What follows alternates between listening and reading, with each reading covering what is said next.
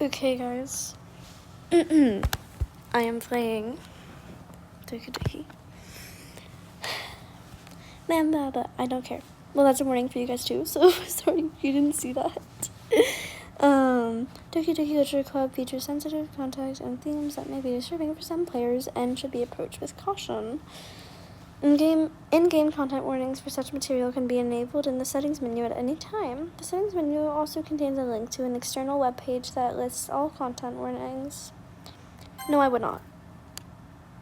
By playing Ddlc Literature Club, you agree that you have noted the game's age rating in your region, and you consent to your... Yes. My god. Just let me play it. Oh. I've started playing this game, and I know literally everything about it. I know every death because, I was lazy. So, really wish I didn't. But, it was gonna be fun because I do can say worry. It's gonna be fun to finally play.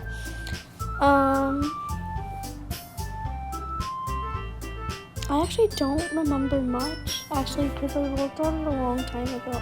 Like, I started playing it, but I didn't get to anything, like, crazy. I don't remember, like, anything, honestly. Alright. I am Jax. Oh, what the heck? Help? Hey! I see an annoying girl running toward me from the distance, waving her arms in the air like she's totally oblivious to any attention she might draw to herself. That girl is Sayori, my neighbor and good friend since we were children. You know, the kind of friend you'd never see yourself making today, but it just kind of works out because you've known each other for so long. We used to walk to school together on days like this, but starting around high school she would oversleep more and more frequently, and I would get tired of waiting up. But if she's going to chase after me like this, I almost feel better off running away. However, I just sigh and idle in front of the crosswalk and let Sayori catch up to me. I forgot that this game was like a whole reading game. Oh, I overslept again. But I caught you this time. Maybe, but only because I decided to stop and wait for you. You say that you were thinking about ignoring me. That's mean, Jax. Well, if people stare at you for acting weird, then I don't want them to think we're a couple or something. Oh. Fine. But you did wait for me after all. I guess you didn't have it in you to be mean even if you want to. Whatever you say, Sayori. Oh. I am never doing that ever again. We cross the street together and make our way to school. As we draw near, the streets become increasingly speckled with other students making their daily commute. By the way, Jax, have you decided on a club to join yet? A club? I told you already, I'm not really interested in joining any clubs. I was not prepared to read this much, I just woke up. I haven't been looking either. That's not true. You told me you would join a club this year. Did I? I'm sure it's possible that I did in one of our many conversations where I dismissively go along with whatever she's going on about. Sayori likes to worry a little too much about me when I'm perfectly content just getting by on the average while spending my free time on games and anime. I was talking about how I'm worried that you won't learn how to socialize or have any skills before college. Your happiness is really important to me, you know. And I know you're happy now, but I die at the thought of you becoming a NEET in a few years because you're not used to the real world. You trust me, right? Don't make me keep worrying about you. Alright. I'll look at a few clubs if it makes you happy. No promises, though. Will you at least promise me you'll try a little? Yeah, I guess I promise you that. Does this game have, does this game have any gameplay? Because I low-key forgot. Wait. Oh, yeah, because you do the poems. Is that the only thing about the gameplay? You just make poems? Alright. Yay! Why do I let myself get lectured by such a carefree girl? More than that, I'm surprised I even let myself relent to her. I guess seeing her worry so much makes me want to ease her mind at least a little bit, even if she does exaggerate everything inside of her head. The school day is as ordinary as ever, and it's over before I know it. As I pack up my things, I stare blankly at the wall, looking for an ounce of motivation. Clubs. Sayori wants me to check out some clubs. I guess I have no choice but to start with the anime club.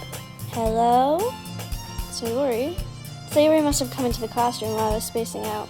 I look around and realize that I'm the only one left in the classroom. I thought I'd catch you coming out of the classroom, but I saw you just sitting here and spacing out, so I came in.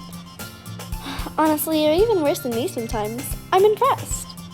You don't need to wait up for me if it's going to make you late to your own club. Well, I thought you might need some encouragement, so I thought, Know what? Well, that you could come to my club. Sayori. Yeah? There's no way I'm going to your club. Meanie. Sayori is vice president of the literature club. Not that I was ever aware she had any interest in literature.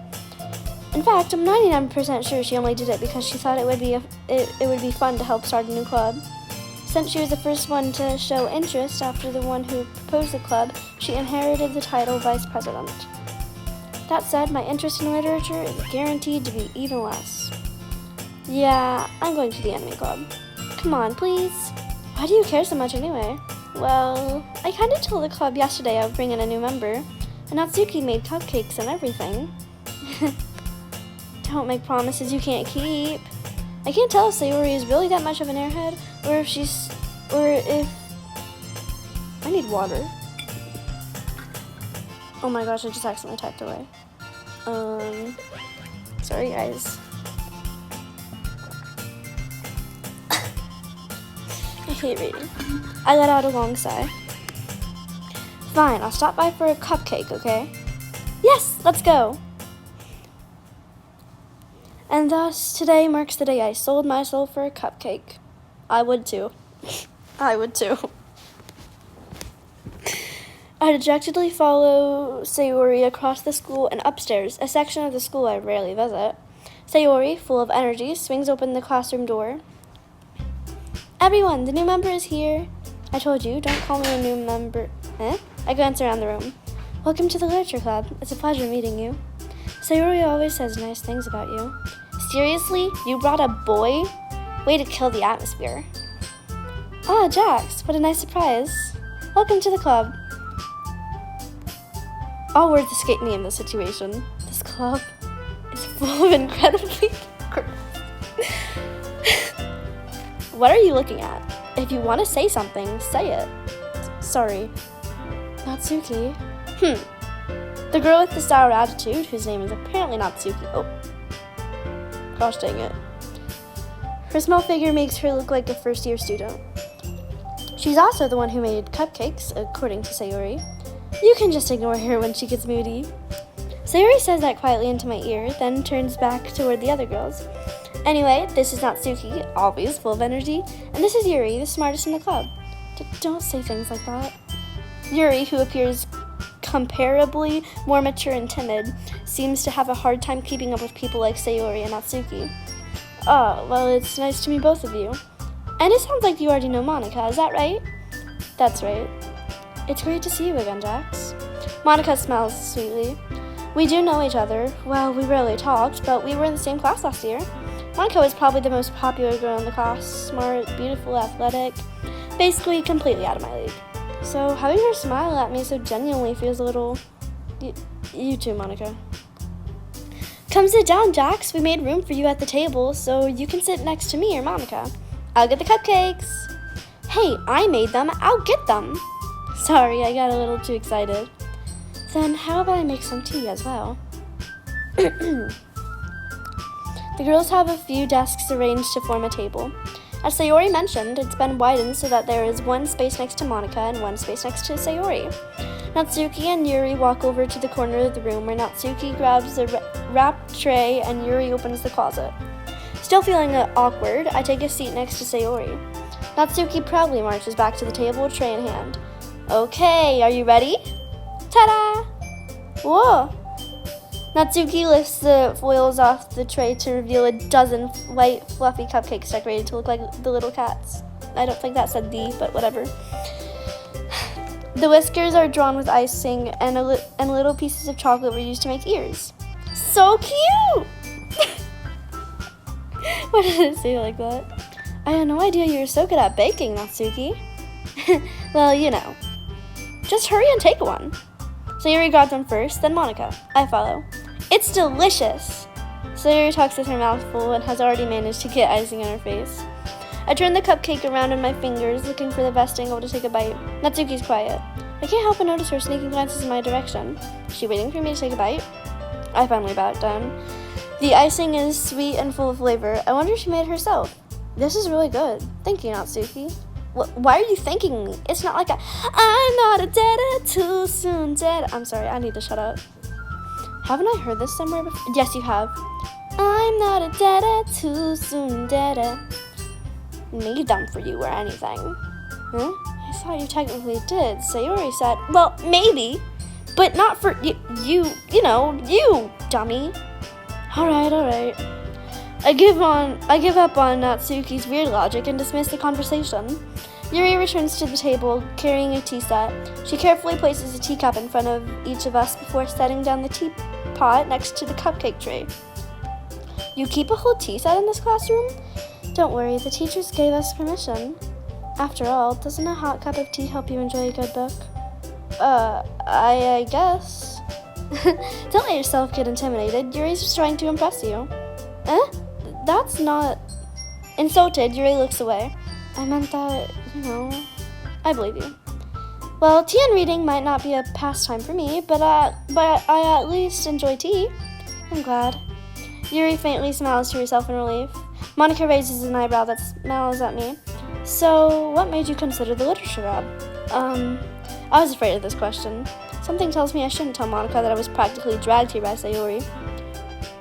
Well, I haven't joined any clubs yet, and Sayori seemed really happy here, so... That's okay, don't be embarrassed. We'll make sure you feel right at home, okay? As president of the literature club, it's my duty to make the club fun and exciting for everyone. Monica, I'm surprised. How come you decided to start your own club? You could probably be a board member for any of the major groups. Weren't you a leader of the debate club last year? Well, to be honest, I can't stand all of the politics around the major clubs. It feels like nothing but arguing about the budget and publicity and how to prepare for events. I'd much rather take something I personally enjoy and make something special out of it. And if it encourages others to get into literature, then I'm fulfilling that dream. Monica really is a great leader. Yuri also nods in agreement. Then I'm surprised there aren't more people in the club yet. It must be hard to start a new club. You could put it that way. Not many people are very interested in putting out all the effort to start something brand new, especially when it's something that doesn't grab your attention, like literature. You have to work hard to convince people that you're both fun and worthwhile. But it makes school events like the festival that much more important. I'm confident that we can all really grow this club before we graduate. Right, everyone? Yeah! We'll do our best. You know it. Everyone enthusiastically agrees. Such different girls, all interested in the same goal. Monica must have worked really hard just to find these three. Maybe that's why they were all so delighted by the idea of a new member joining. Though I still don't really know if I can keep up with their level of enthusiasm about literature. So, Jax, what kind of things do you like to read? Well, considering how little I've read these past few years, I don't really have a good way of answering that. Manga? I mutter quietly to myself, half joking. Natsuki's head suddenly perks up. Manga is my passion, don't you dare be bashing. It looks like she wants to say something, but she keeps quiet. Not much of a reader, I guess. Well, that can change. What am I saying? I spoke without thinking after seeing Yuri's sad smile. Smad smile? Help? Sad smile? Anyway, what about you, Yuri? Well, let's see. Yuri traces the rim of her teacup with her finger. My favorites are usually novels that build deep and complex fantasy worlds. The level of creativity and craftsmanship behind them is so amazing to me. And telling a good story in such a foreign world is equally impressive. Yuri goes on, clearly passionate about her reading. She seems so reserved and timid since the moment I walked in, but it's obvious by the way her eyes light up that she finds her comfort in the world of books, not people. But, I like a lot of things. Stories with deep physiological elements usually immerse me as well. Immerse? I don't know, guys. I'm slow. Isn't it amazing how a writer can so deliberately take advantage of your own lack of imagination to completely throw you for a loop? Anyway, I've been reading a lot of horror lately. I read a horror book once. I desperately grasped something I can relate to at the minimal level. At this rate, Yuri might as well be having a conversation with a rock. Really? I wouldn't have expected that, Yuri. For someone as gentle as you. I guess you could say that.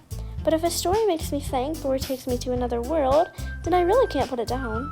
Surreal horror is often very successful at changing the way you look at the world, if only for a brief moment. Ugh, I hate horror.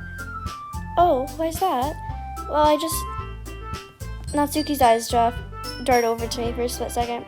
Never mind. That's right. You usually like to write about cute things, don't you, Natsuki? What? What gives you that idea?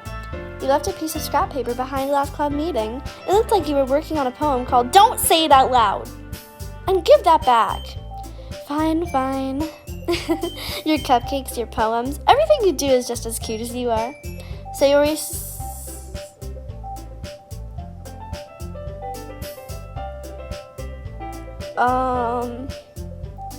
God, I can't read.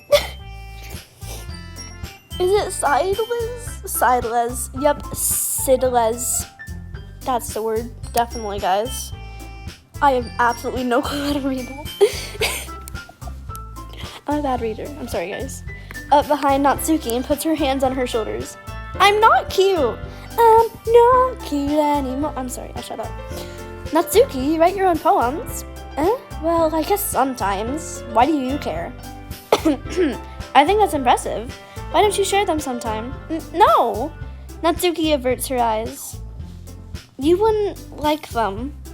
Not a very confident writer yet? I understand how Natsuki feels. Sharing that level of writing takes more than just confidence. The truest form of writing is writing to oneself. You must be willing to open up to your readers, exposing your vulnerabilities and showing even the deepest reaches of your heart. Do you have writing experience too, Yuri? Maybe if you share some of your work, you can set an example and help Natsuki feel comfortable enough to share hers. I guess it's the same for Yuri. I wanted to read everyone's poems. We all sit in silence for a moment. Okay, I have an idea, everyone. Natsuki and Yuri look quizzically at Monica.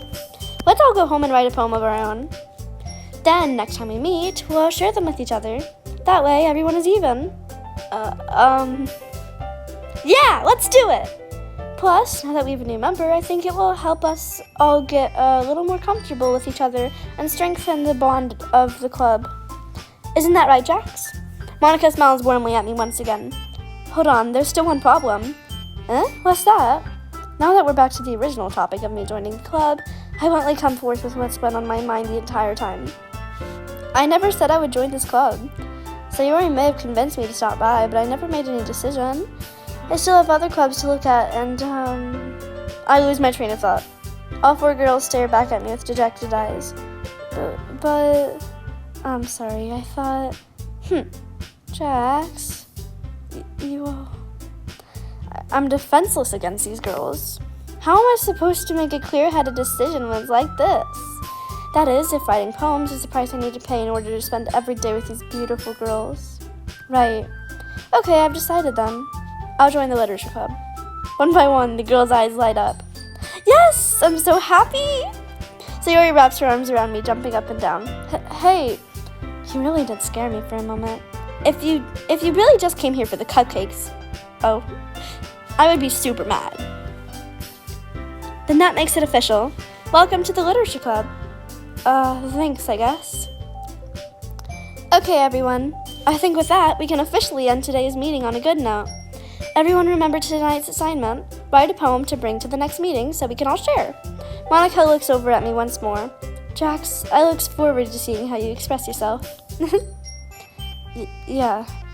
Can I really impress the class star Monica with my mediocre writing skills? I already feel the anxiety welling up inside me. Meanwhile, the girls continue to chit-chat as Yuri and Natsuki clean up their food. Hey, Jack, since we're already here, do you want to walk home together? That's right, Sayori and I never walk home together anymore because she always stayed after school for clubs. Sure, might as well. Yay! With that, the two of us depart the classroom and make our way home.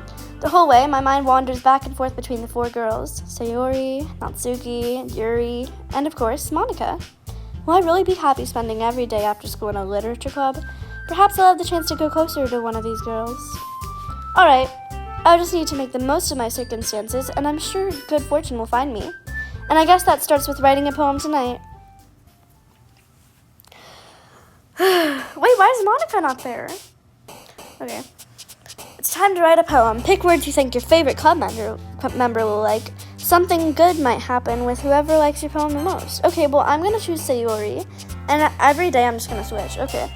So Sayori is going to like happy stuff, right? I'm assuming... I don't know, let's do... Wait, what?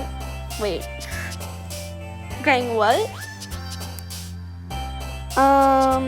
Okay. Good to know. Oh, okay. Well, that's not. Okay, horror is definitely gonna be. Okay, so let's see. Lazy? Yes, yes. See, I'm already good at this. Okay, let's see. I literally don't know, guys. Sadness, right? Melancholy. Darn it. Happiness? Yes. Cry. Darn it.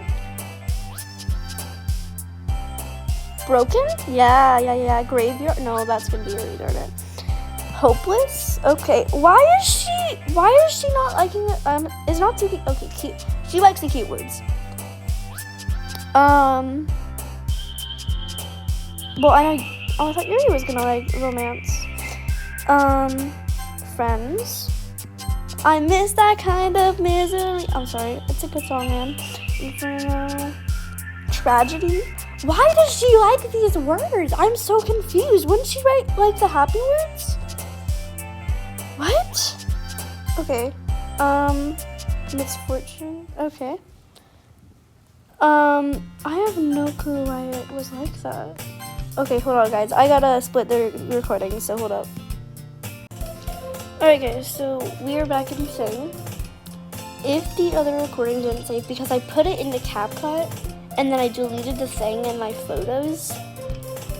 So if this is just the beginning of the video, hi, welcome, we're playing Ddlc Literature Club. I'm so sorry that happened. I'm praying that will not happen. I just really needed to have storage for this recording. But, no, let's not do that, please. How do I...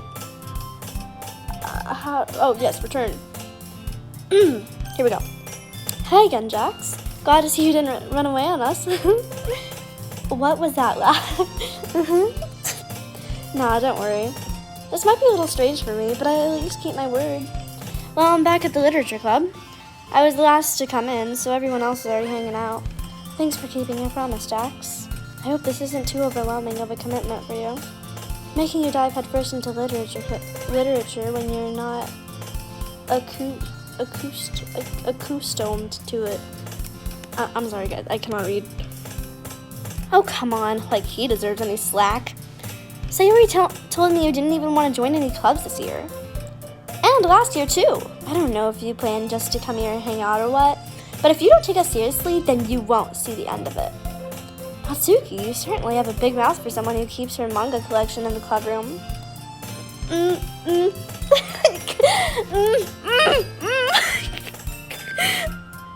I don't know what to do there, man.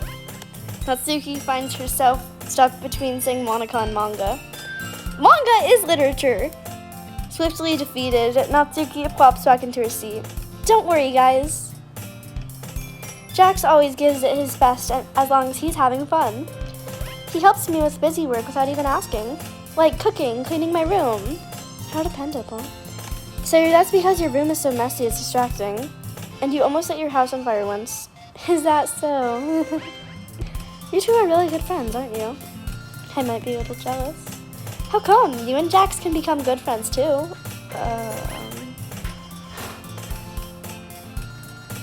Sayori. As usual, Sayori seems oblivious to the weird situation she just put me into. Oh, Yuri even brought you something today, you know. Wait, Sayori. Huh? Me? Not really. Don't be shy. It's really nothing. What is it? Never mind. Sayori made it sound like a big deal when it's really not. What do I do? Huh? I'm sorry, Yuri, I wasn't thinking. I guess that means it's up to me to rescue the situation. Hey, don't worry about it. First of all, I wasn't expecting anything in the first place, so any nice gesture from you is a pleasant surprise. It'll make me happy no matter what. Is that so? Yeah, I won't make it a big deal if you don't want it to be. Alright, well, here. Yuri reaches into her bag and pulls out a book. I didn't want you to feel left out, so I picked out a book that I thought you might enjoy. It's a short read, so it should keep your attention, even if you don't usually read. And we could, discuss it if you wanted. How is this girl accidentally being so cute? She even picked out a book she thinks I'll like, despite me not reading much. Yuri, thank you. I'll definitely read this.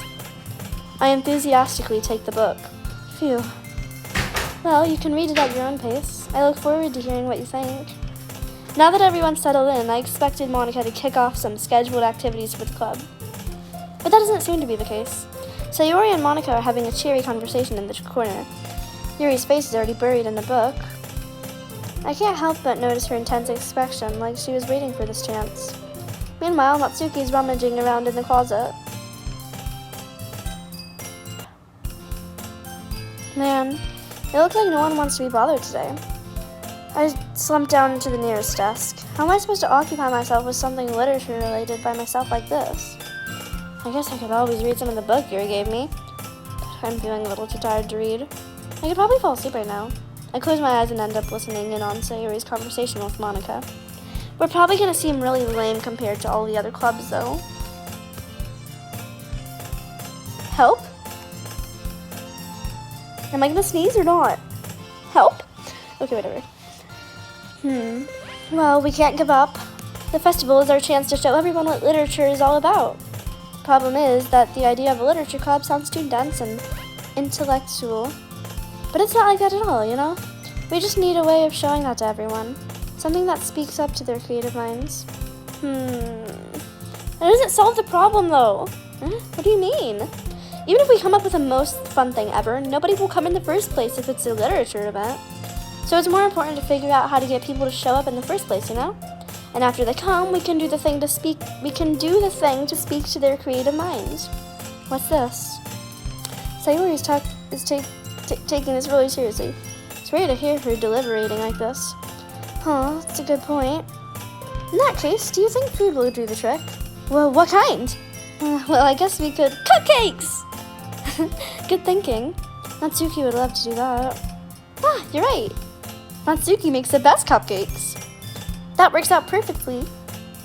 That wasn't why you suggested it? Cupcakes speak to my creative tummy. Cupcakes it is, then. I'm hungry. Anyway, we still need to work out the details of the event itself. I find myself smiling. In the end, Sayori is still her usual self. But therein lies the unexpected reason I admire her. Unlike me, who has trouble finding any motivation at all. Sayori can put her mind to things and make them come to life.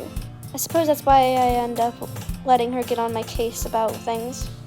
I can't help but wonder what it would be like to see the world through her eyes. Oh my! So scary. I open my eyes to find Sayori's face filling my vision. I nearly fall out of my chair. Sorry.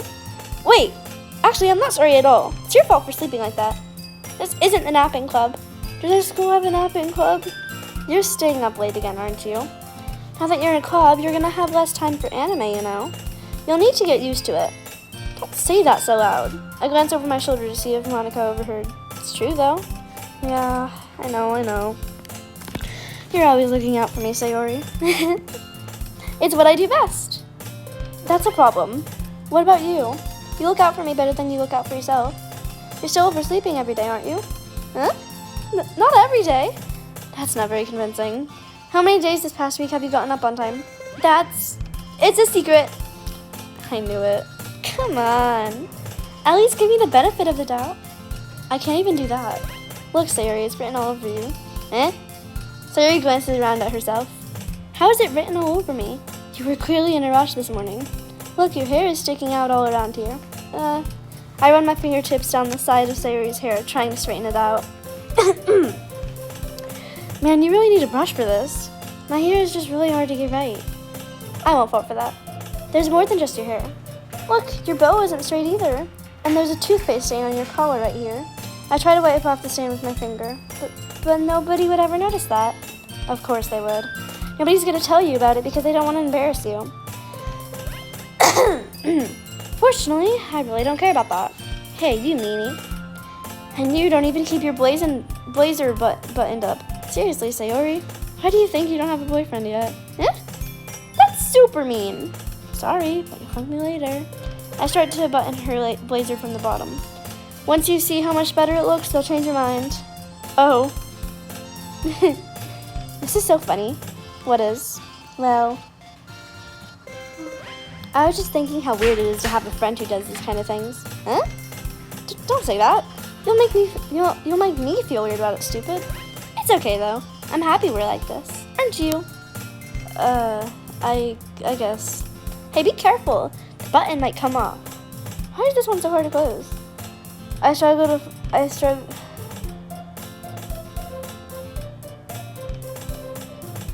fully close the button near her chest. Does this thing even fit you properly? It did when I bought it. If you ever buttoned it, you would have noticed sooner that it doesn't fit you anymore. What are you smiling about? I'm not. Don't say that out loud. Anyway, you look much better now, so. Why does it feel strange to see Sayori's blazer buttoned up like that? But it's so stuffy. Ugh. It's not worth it at all. Sayori hastily unbuttons her blazer once more. That's so much better. Sayori puts her arms out and twirls around.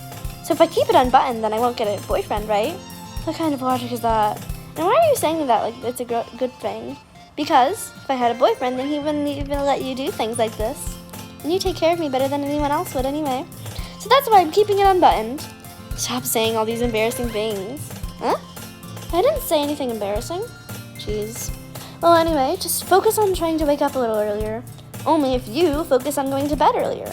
Fine. It's a deal. I guess we really are better at taking care of each other than we are taking care of ourselves. Yeah, I guess so, huh? Maybe you should come wake me up in the morning. You're doing it again, Sayori. Aw, but I was joking that time. Man, it's impossible to tell with you sometimes. Okay, everyone. Huh? Monica suddenly calls out, why don't we share the poems we wrote now? Yay! Jax, I can't wait to read yours. Yeah, same. I fail to sound enthusiastic, but Sayori still trots away to retrieve her poem. By the way, did you remember to write a poem last night? Yeah. My relaxation ends. I cannot speak. I can't believe I agreed to do something so embarrassing. I couldn't really find much inspiration since I've never really done this before.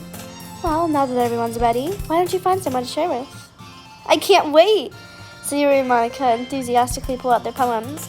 Sayori's is on a wrinkled sheet of loose leaf torn from a spiral notebook. On the other hand, Monica wrote hers in a composition notebook. I can already see Monica's pristine handwriting from where I sit. Monica and Yuri reluctantly comply as well, reaching into their bags. I do the same myself. Okay, well, I wrote it for Sayori, so I'm going to show her. I'm definitely most comfortable sharing mine with Sayori first. She's my good friend, after all. Oh my goodness, this is so good, Jax. Huh? I love it. I had no idea you were such a good writer. Sayori, you must be seriously overreacting. I'm not a good writer at all. Honestly, I have no idea what I'm doing. Well, maybe that's why, because I have no idea what I like either. Jeez. I'm sure Yuri's opinion has to be a little more constructive than this. Maybe even Natsuki's. Are you sure you don't just like it because I wrote it? Eh? Well, I'm sure that's part of it. I think I understand you better than a lot of other people, you know? So when I read your poem, it's not just a poem. It's a Jax poem. And that makes it feel extra special. Like I can feel your feelings in it. Sayori hugs the sheet against her chest. You're so weird, Sayori. I'm really happy just that you wrote one. It just reminds me of how you're really a part of the club now. Not to mention the fact that I'm standing in front of you in the club room. Well, of course. I'm not really into it yet, but that doesn't mean I'll break my promise. See, it's like I said before, Jax. Deep down, you're not selfish at all, you know? Trying new things like this for other people, that's something that only really good people do. Thanks, Sayori. I'm not sure if Sayori sees the full picture of my motive here. Okay, I'm gonna have to clip these parts together, so I'll see you guys in literally just a second. Okay guys, I'm not even gonna lie here. I did play some more off recording, but that's because I couldn't record, so yeah, let's just go back to where we stopped. No, wait. How do I go to the save?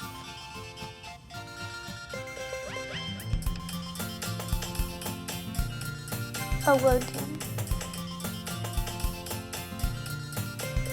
Yes. I'm not sure if Sayori sees the full picture of my motive here. Then again, I can't deny that she's part of the reason I joined. Knowing how much this means to her and all.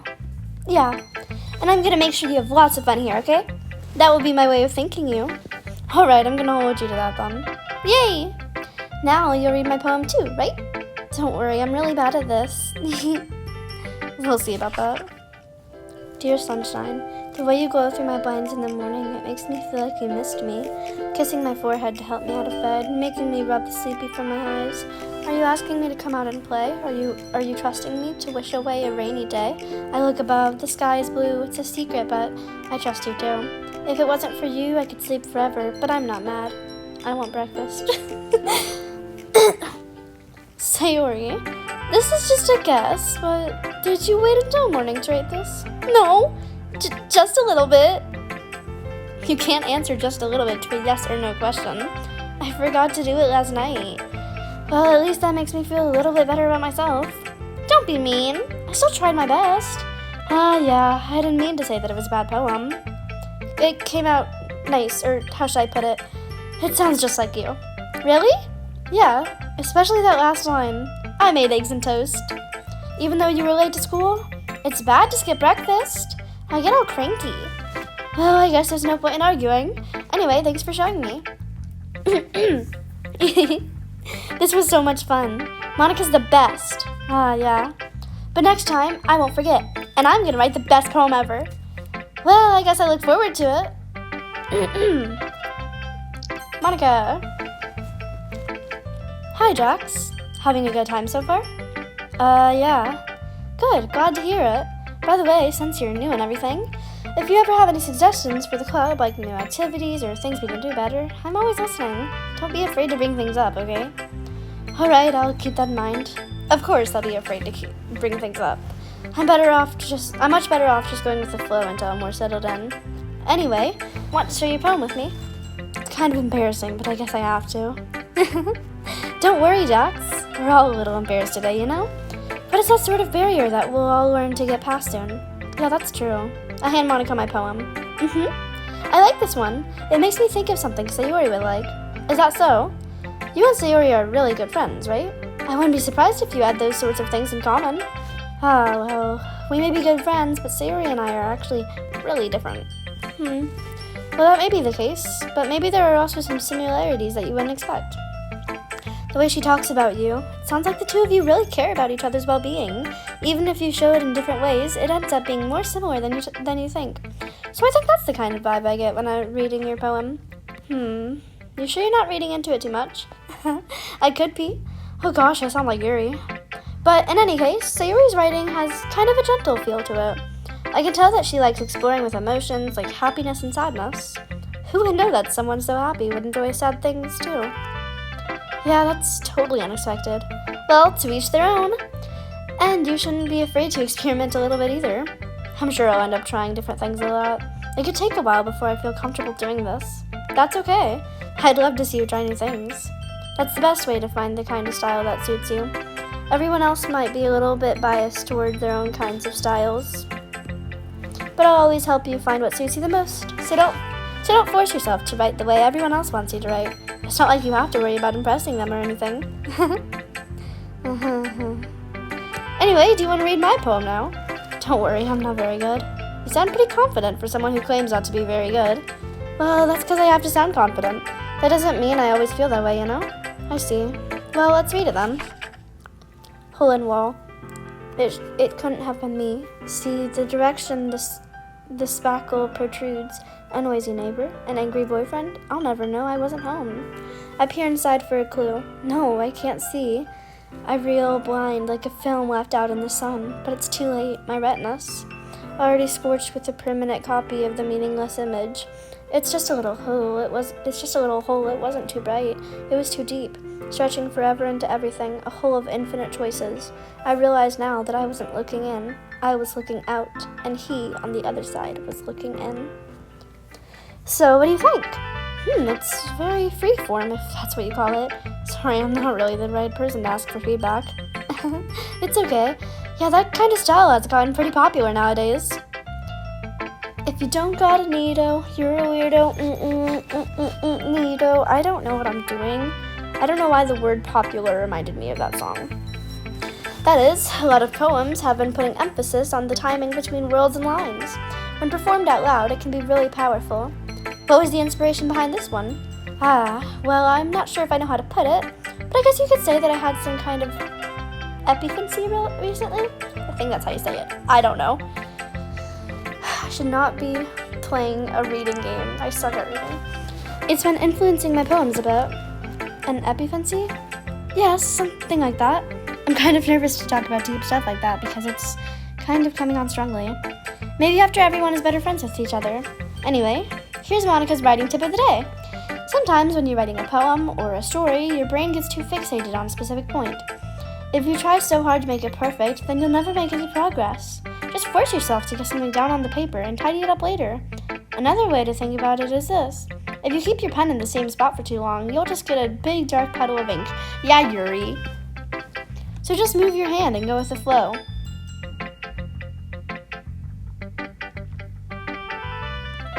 That's my advice for today. Thanks for listening. I want to show Natsuki. Jax, if you're not going to take this club seriously, then go home. What? Harsh.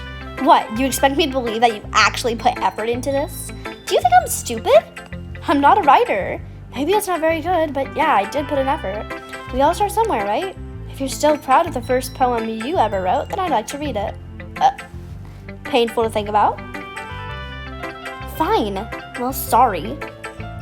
You'll get better anyway. I tell you what to improve, but you're better off just trying again. Fair enough. Well, to each their own, I guess. Anyway, I gotta share mine now. Knowing you, you'll probably think it's stupid. Eagles can fly, monkeys can climb, crickets can leap, horses can race, owls can seek, cheetahs can run, eagles can fly, people can try. But that's about it. Yeah, I told you that you weren't gonna like it. I like it. What? Just be honest. I am. Why are you so convinced that I wouldn't like it? Well, because, I'm sorry. Everyone in high school thinks that writing has to be all sophisticated and stuff. So people don't even take my writing seriously. But isn't the point of poems for people to express themselves? Your writing style wouldn't make your message any less valid. Yes, exactly. I like when it's easy to read, but it hits you hard. Like in this poem, seeing everyone around you do great things can be really disheartening. So I decided to write about it. Yeah, I understand. But the other nice thing about simple writing is that it puts more weight on the wordplay. Like I set up for a rhyme at the end, but then made it fall flat on purpose. It helps bring out the feeling in the last line. So you did, I guess, more went into it than I realized. That's what it means to be a pro. I'm glad you learned something. Didn't expect that from the youngest one here, did you? Yeah, I guess not. I decided to humor her with that last comment. I don't really care how old everyone is, but if Natsuki is feeling proud, then I won't take that away from her. Wow, guys, I wonder who I'm going to show it to next. So many options.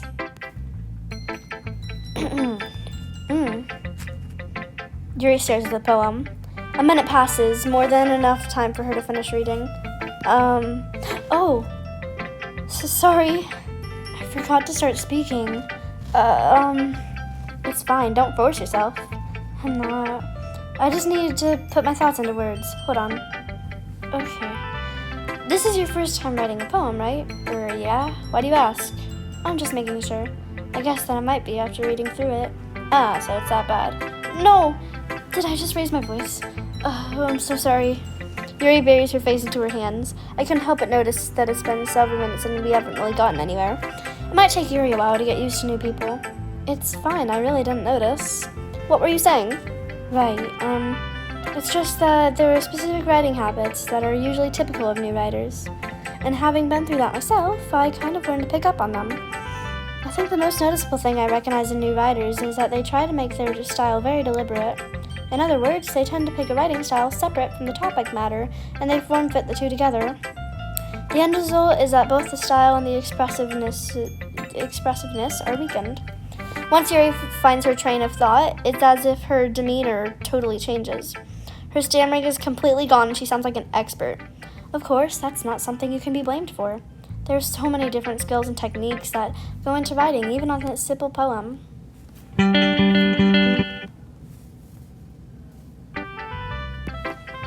Not just finding them and building them, but getting them to work together is probably the most challenging part.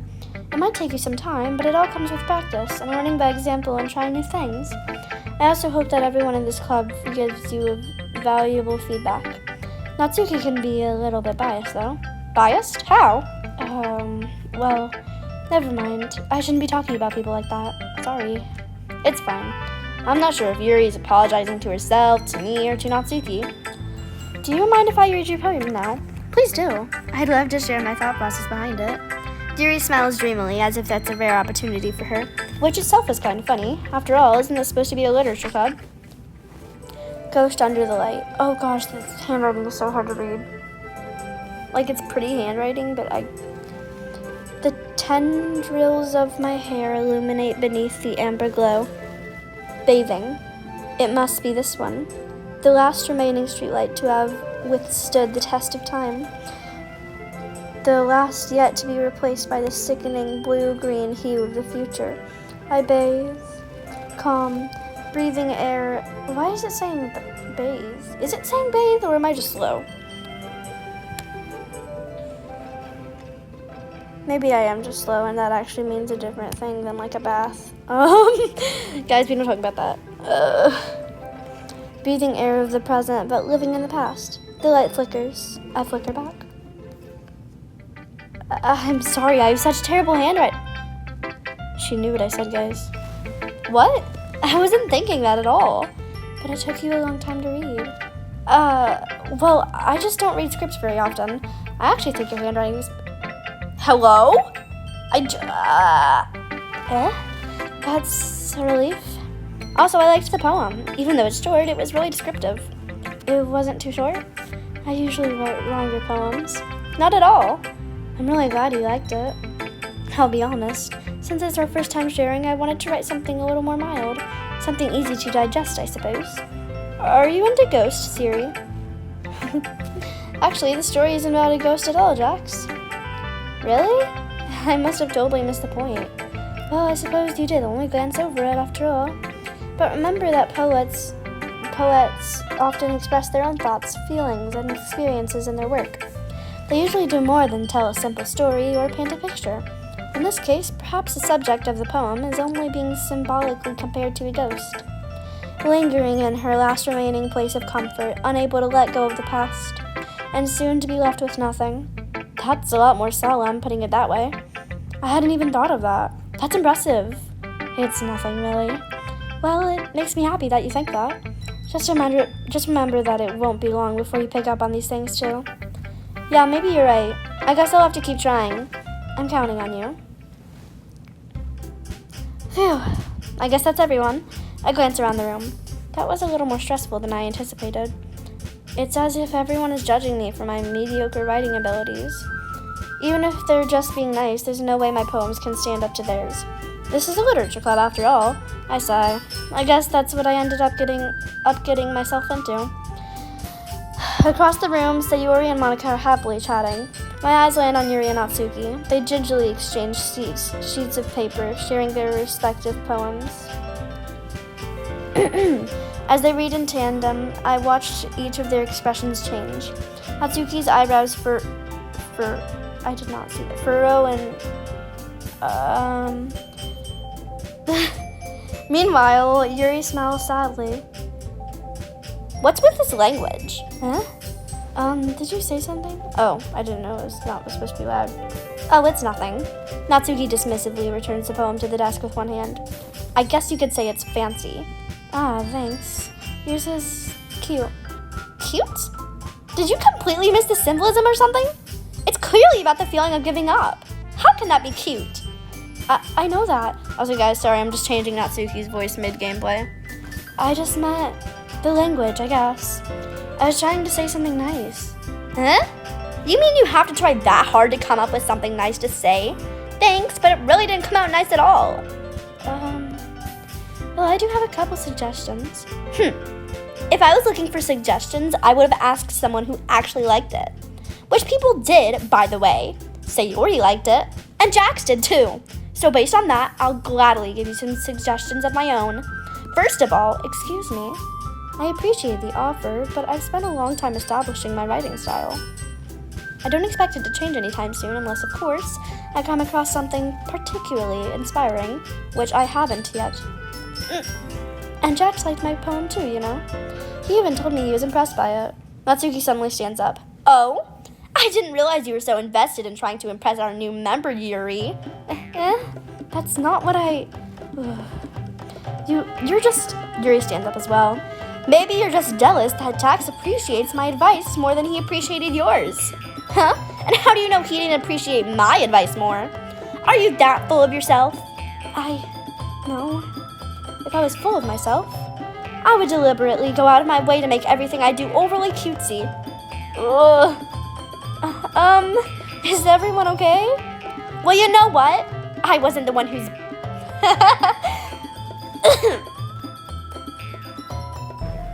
I wasn't the one whose boobs magically grew a size bigger as soon as Jack started showing up. Natsuki? Natsuki, that's a little... This doesn't involve you. I don't like fighting, guys. Suddenly, both girls turned towards me, as if they just noticed I was standing there. Jax, she's just trying to make me look bad. That's not true. She started it. If she could get over herself and learn to appreciate that simple writing is more effective, then this wouldn't have happened in the first place. What's the point in making your poems all convoluted for no reason? The meaning should jump out at the reader, not force them to have to figure it out. Help me explain that to her, Jax. But wait, there's a reason we have so many deep and expressive words in our language. It's the only way to convey complex feelings and meanings the most effectively. Avoiding them is not only unnecessarily limiting yourself, it's also a waste. You understand that, right, Jax? Well? How did I get dragged into this in the first place? It's not like I know anything about writing, but whomever I agree with, they'll probably think more highly of me. Oh, I can't choose! So of course, that's gonna be help me, Sayori! Natsuki glares at me, drying up any words I had in my mouth. So instead, I turn to Yuri. Yuri? But Yuri's expression is so defenseless that I can't bring myself to say anything to her. Sayori! Huh? Yeah! Everyone's fighting is making Sayori uncomfortable. How can the two of you keep fighting when you know you're making your friend feel like this? Jax. Well, that's her problem. This isn't about her. I agree. It's unfair for others to interject their own feelings into our conflict. Yeah, unless Sayori wants to tell Yuri what a stuck-up jerk she's being. She would never. It's your immaturity that made her upset in the first place. Excuse me? Are you listening to yourself? This is exactly why nobody likes... Stop! Natsuki, Yuri, you guys are my friends. I just want everyone to get along and be happy. My friends are wonderful people, and I love them because of their differences. Natsuki's poems, they're amazing because they give you so many feelings with just a few words. And Yuri's poems are amazing because they paint beautiful pictures in your head. Everyone's so talented, so why are we fighting? Because, well... Also, Natsuki's cute and there's nothing wrong with that. And Yuri's boobs are the same as they always were. Big and beautiful. Sayori stands triumphantly. Monica stands behind her with a bewildered expression. I'll make some tea. Yuri rushes off. Natsuki sits down with a blank expression on her face, staring at nothing. So this is why Sayori is vice president, I whisper to Monica. She nods in return. To be honest, I might come off as a good leader, and I can organize things, but I'm not very good with people. I couldn't even bring myself to interject. As president, that's kind of embarrassing as me. Nah, it's not like I can blame you. I wasn't able to say anything either. Well, I guess that just means Sayori is amazing in her own ways, isn't she? You could say that. She might be an airhead, but sometimes it's weirdly suspicious that she knows exactly what she's doing. I see. Take good care of her, okay? I would hate to see her get herself hurt. That makes two of us. You can count on me. Monica smiles sweetly at me, causing my stomach to knot. Such a genuine person really does make a good president, regardless of what she says. If only I could get the chance to talk to her a little more. Okay, everyone. It's just about time for us to leave. How did you all feel about sharing poems? It was a lot of fun. Well, I'd say it was worth it. It was all right. Well, mostly. Jax, how about you? Yeah, I'd say the same. It was a neat thing to talk about with everyone. Awesome! In that case, we'll do the same thing tomorrow. And maybe learn something from your friends, too. So your poems will turn out even better. I think to myself. I did learn a little more about the kinds of poems everyone likes. With any luck, that means I can at least do a better job impressing those I want to impress. I nod to myself with a newfound determination. Jax, ready to walk home? Sure, let's go. Sayori beams at me. It truly has been a while since Sayori and I have spent this much time together. I can't really say I'm not enjoying it either. Sayori, about what happened earlier. What do you mean? You know, between Yuri and Natsuki. Does that kind of thing happen often? No. That's really the first time I've seen them fight like that. I promise they're both wonderful people. You don't hate them, do you? No, I don't hate them. I just wanted your opinion, that's all. I can see why they'd make good friends with you. You know, Jax, it's nice that I get to spend time with you in the club, but I think seeing you get along with everyone is what makes me the happiest. And I think everyone really likes you too. That's... Every day is going to be so much fun. It looks like Sayori still hasn't caught on to the kind of situation I'm in. Sure, being friends with everyone is nice, but does it really need to stop there? Oh. Well, we'll just have to see what the future holds, Sayori. I pat Sayori on the shoulder. I said that more to myself than to her, but it's easy to use Sayori as an internal monologue sometimes. Okay, yeah, let's do this. Alright, I'm gonna do Natsuki words this time.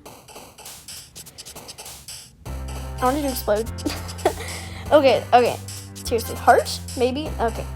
Hot, definitely. I think I tried pink. Okay, Valentine? Yeah, okay. Clumsy's gonna be Sayori, but I still want to do it. Nibble! Kitty? Gotta do that. Okay, just gotta get some Yuri words in there. Sweet. Darn it. Boop! Doki doki. Silly? No. Fluffy. Kawaii. Anime. Cheeks. Misery. I'm gonna do warm, maybe? No? Okay. Puppy! Daydream. Okay, well, I didn't get many Yuri words, but that's okay. I need to get water. Oh, wait, Okay. So this is... What day is this, actually? I'm way too lazy to figure that out. Like... I think this is... Day 4. I think this is day 4. How many days are there in each act? Hold up. My friend was sending me stuff. Don't worry about that. How many I cannot type. How many days are there in Ddlc Act 1? Oh, okay. So I'm almost done. I'm like about 3 days away, including this one. Okay. Wait, so like what happens in the act? I'm excited. How many acts are there?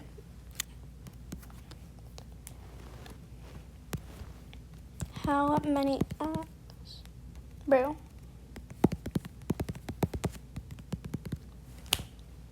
Let's see. 4. Okay. Maybe I can do them all in one video. I really want to finish this game, so I'm hoping I can. Another day passes, and it's time for the club meeting already. I've gotten a little more comfortable here over the past couple days. Entering the club room, the usual scene greets me. Hi, Jax! Yo, Sayori. Looks like you're in a good mood today. I'm just still not used to you being in the club, that's all. I see. That's a pretty simple thing to get you in a good mood. But I guess it's always the simple things with you anyway. Speaking of which, I'm kinda hungry. Will you come with me to buy a snack? No thanks.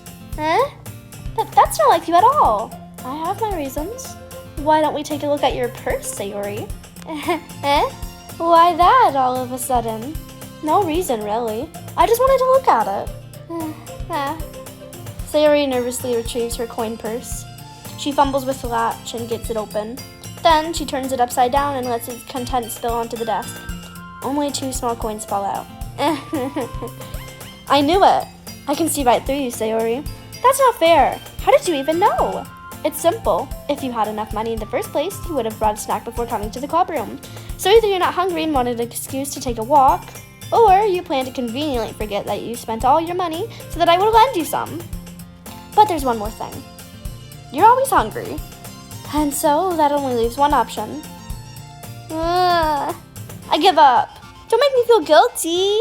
If you feel guilty, that means you deserve to feel guilty. Yuri suddenly giggles. I didn't notice that she was listening in. Her face is in her book as always. I wasn't listening or anything. It was just something in my book. Yuri, tell Jax to let me borrow some money.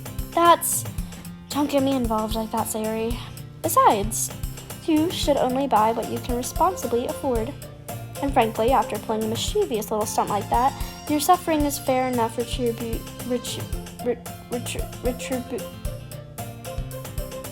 gonna scream and cry. I cannot read. Did I just... I didn't mean that. I got too absorbed in my book. Ooh. I really like when you speak your mind, Yuri. It doesn't happen much, but it's a fun side of you. There's no way you could think that. You were right, though. I did something bad and now I have to accept the retribution. Oh, so now I can read it. That. Still, coming from you, Sayori. I guess there's a little devil inside of all of us, isn't there? Don't let her fool you. Sayori knows exactly what she's doing. After all, she told you guys she was bringing me to the club before she even told me. But you wouldn't have come if it weren't for the cupcakes. So I had to trick Natsuki into making them. Come on, give me more credit than that, Sayori.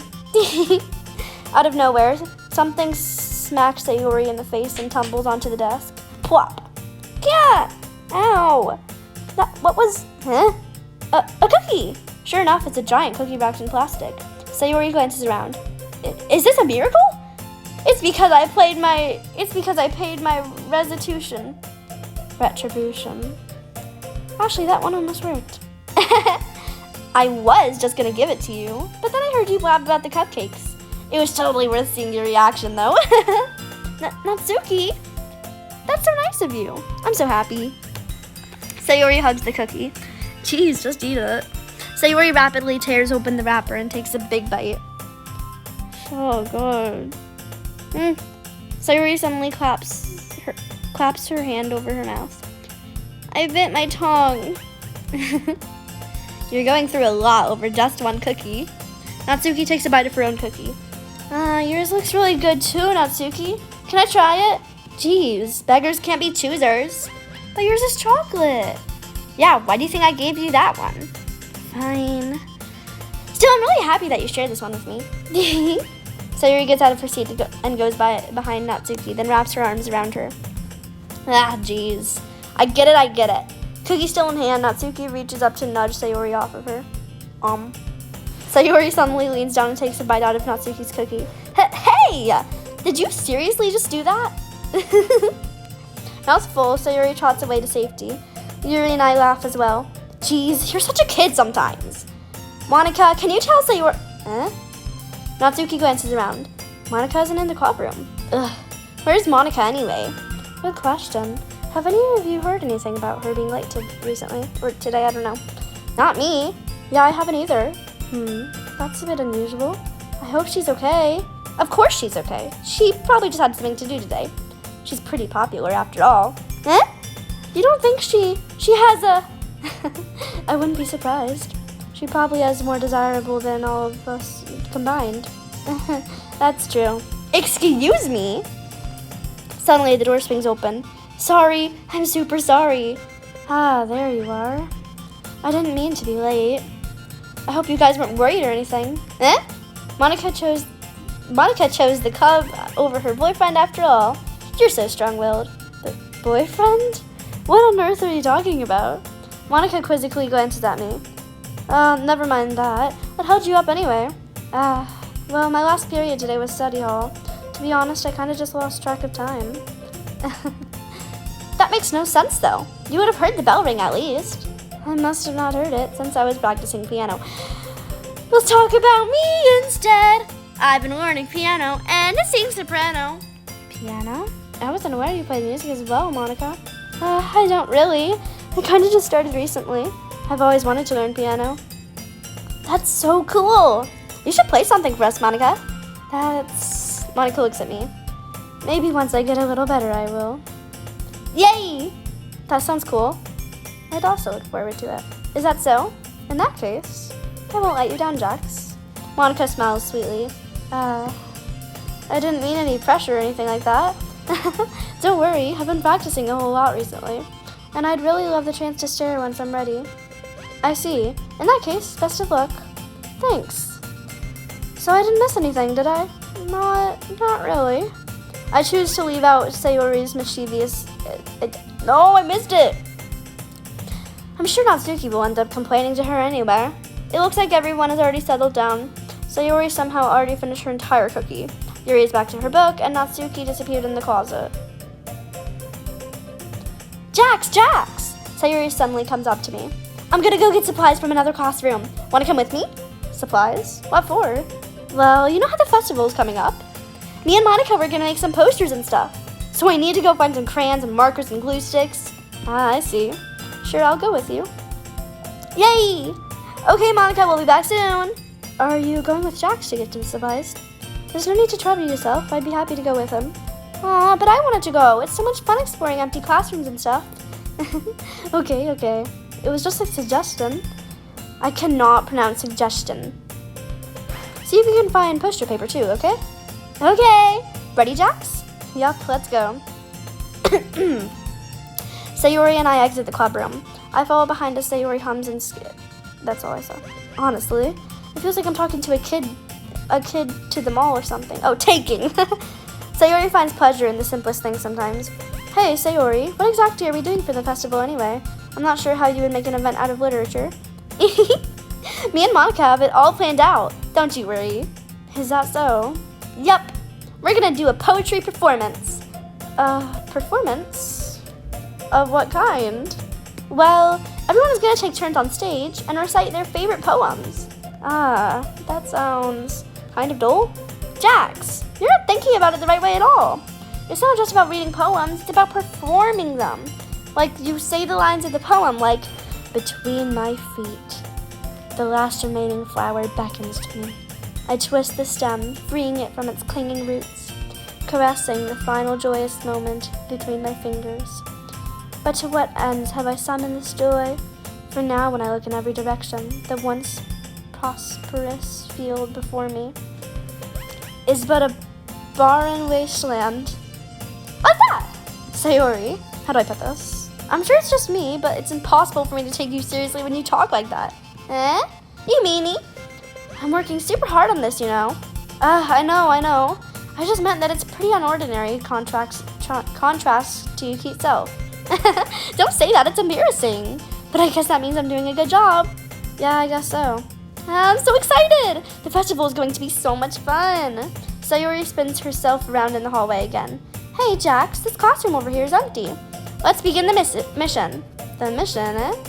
It's been a long time since I've spent time with Sayori like this, but in the end, she hasn't changed one bit. She's nothing but a ball of sunshine, drawing happy vibes from the world around her. It's a pretty nostalgic feeling for me. As the years went by, I began to hold myself up in my room once more and more. So going adventuring with Sayori brings about a special sort of feeling I forgot I had in me. The two of us enter the classroom. Sayori heads straight to the closet, and I follow. Let's see what we have in here. Crayons! Sayori pulls a box full of crayons off the shelf. They're the best brand, too. They're kind of dirty, though. Sayori starts pulling various crayons out of the box, reading the color names. Alright, that's one down. Don't get distracted. We still need to find... Wait, I'm looking for my favorite color. Fine. Then at least move aside so I can look for the poster paper. I dropped one by accident. Smack. Yeah! Sayori bends over and smacks her forehead right into the shelf. She falls to the floor and crayons spill all over her lap. Ow. You okay? My forehead. Sayori clutches her forehead. Geez, Sayori, that's just like you, isn't it? Come on. Oh, come on, let me see. Wrong person, gang. Since Sayori is sitting on the floor, I grab her by the waist and pull her out of the closet. You have to move your hands, Sayori. But it hurts. Just do it for a second. Sayori slowly releases her hands from her forehead. I gently brush her bangs to the side. Ow! Sorry. There's a huge red mark on the center of her forehead. A bump is starting to form as well. Man, that's gonna swell up. I should find you some ice. Jax! Where would I even find ice around this time? I guess a cold drink would do. You don't have to. I'm fine with looking like a unicorn.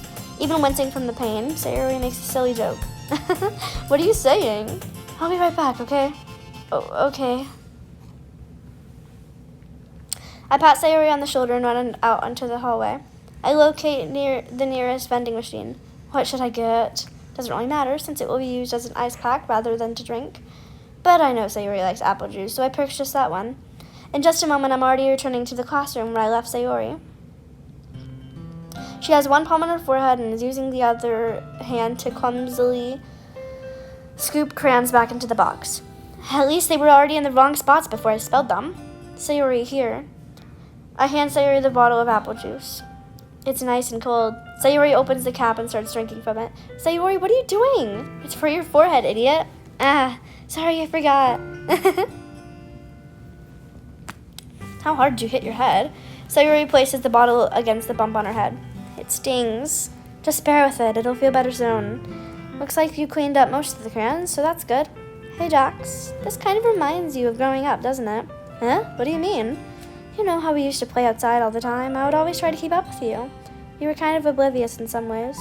Like I usually fell behind or had trouble climbing on the things you did. But sometimes when I tried to do the things I couldn't, I would get myself hurt.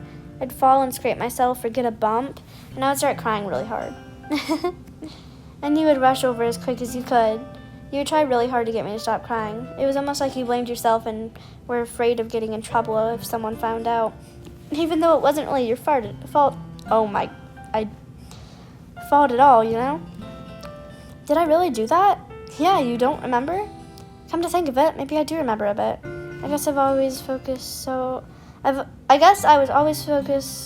always so focused on my games that I didn't pay enough attention to you. So in a way, it was my fault. Kind of like this time, too.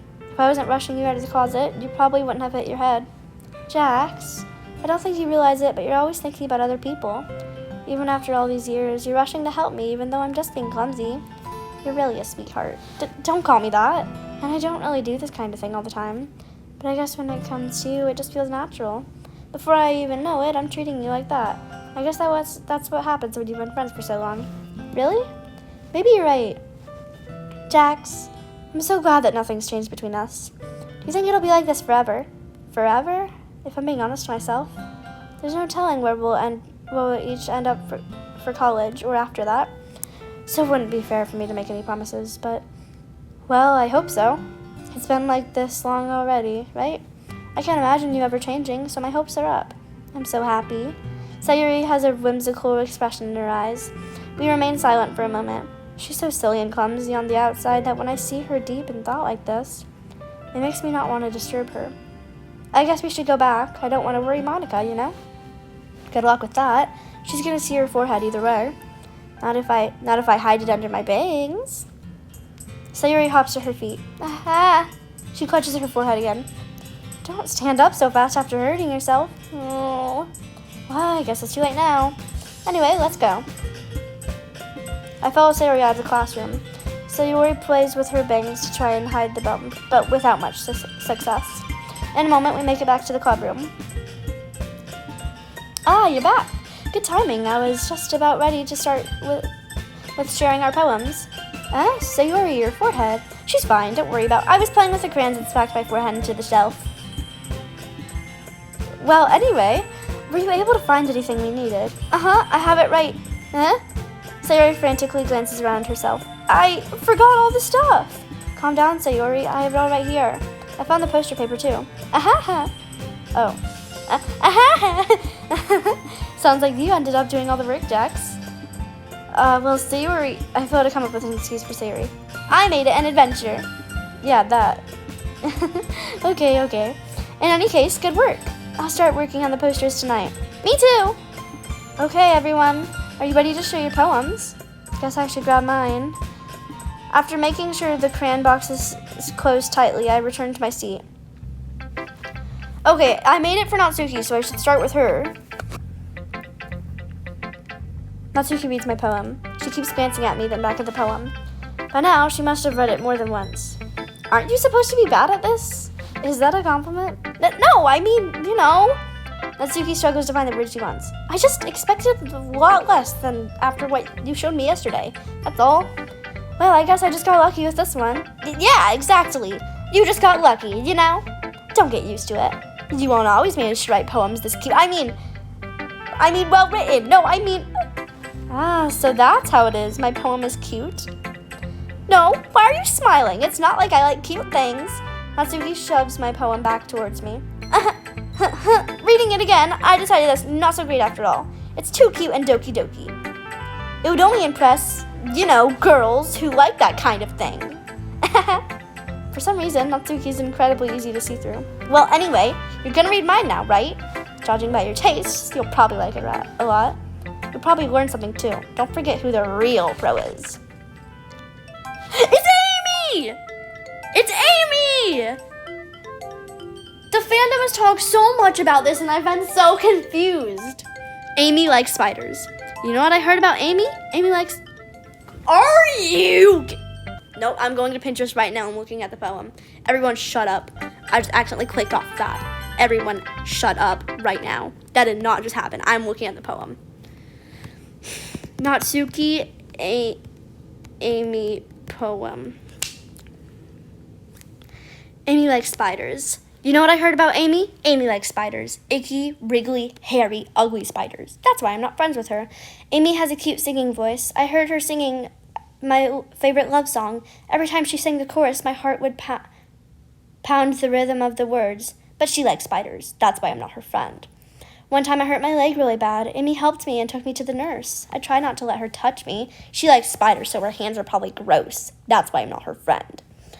Amy has a lot of friends. I always see her talking to people. She probably talks about spiders. What if her friends start to like spiders too? That's why I'm not her friend.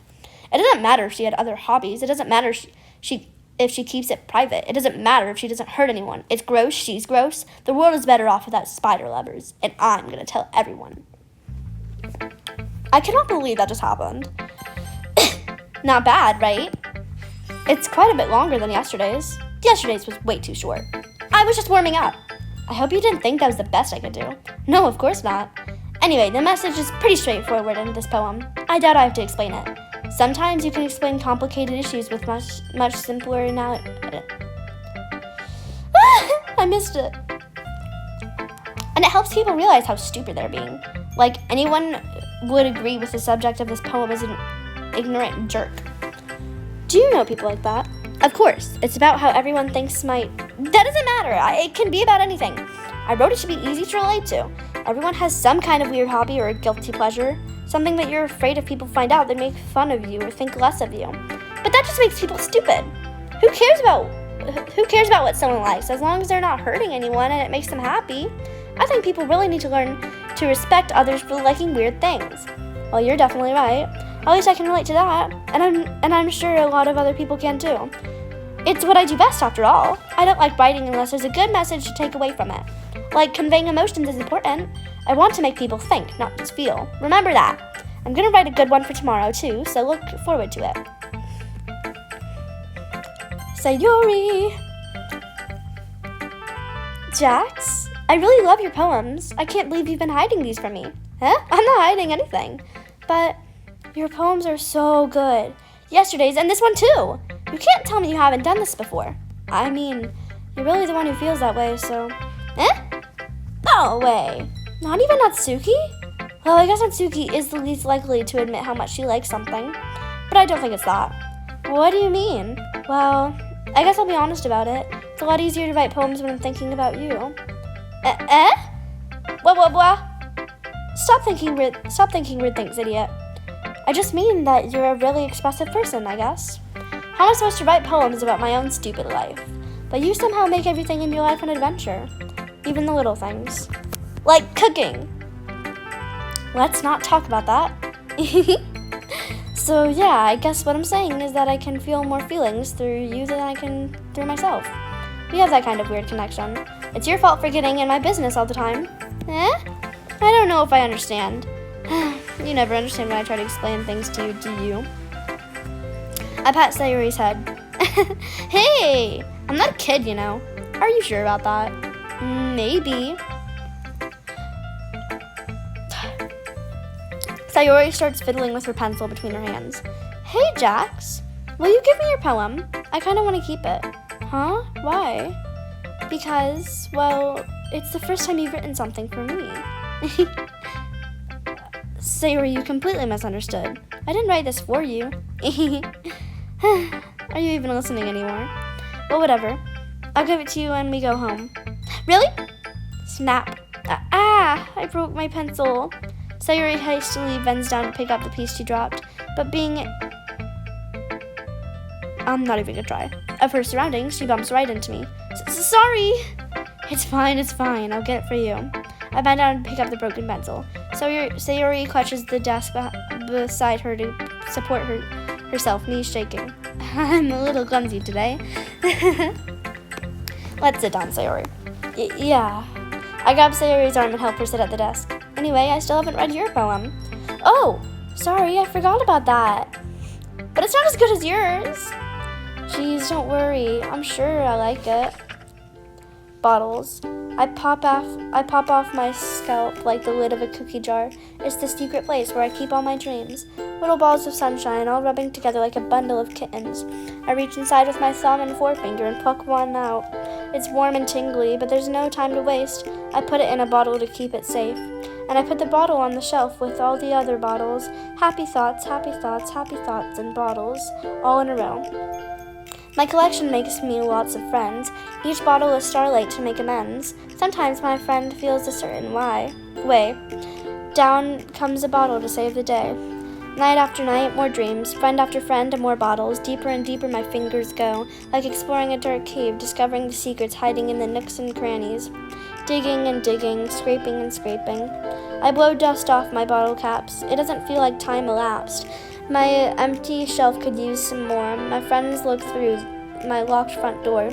Finally all done, I open up and in come my friends. In they come in such a hurry. Do they want my bottles that much?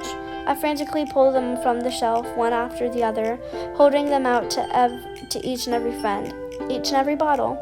But every time I let one go, it shatters against the tile between my feet. Happy thoughts, and shards all over the floor. They were supposed to be for my friends who aren't smiling. They're all shouting, pleading, something. But all I hear is echo, echo, echo, echo, echo inside my head. Holy crap. Sawyer, did you really write this? Of course I did. Didn't I tell you yesterday I was going to write the best poem ever? Yeah, but, I didn't expect something like this coming from you. Monica taught me a whole lot, and I've been really in touch with my feelings recently. I see that. It's almost kind of creepy. Creepy? Well, not exactly. Maybe because I'm so used to you being cheerful. Well, never mind. I'm thinking too hard about it. The point is, it came out good, so you should be proud of it. Oh, thanks. I feel like I was meant to express myself this way. It even helps me understand my own feelings a little bit better. Writing is like magic. You've gotten pretty passionate about this, huh? I hope you keep it up. Yeah, writing's the best. I'm gonna keep writing until I die. Don't get out of yourself. Sayori's always had a habit of getting obsessed with something before dropping into no more than a week later. I wonder if this is one of those times. But seeing the passion in her eyes makes it hard for me to be. I'm not gonna try. Oh my gosh, my throat hurts so much. Gotta drink more water.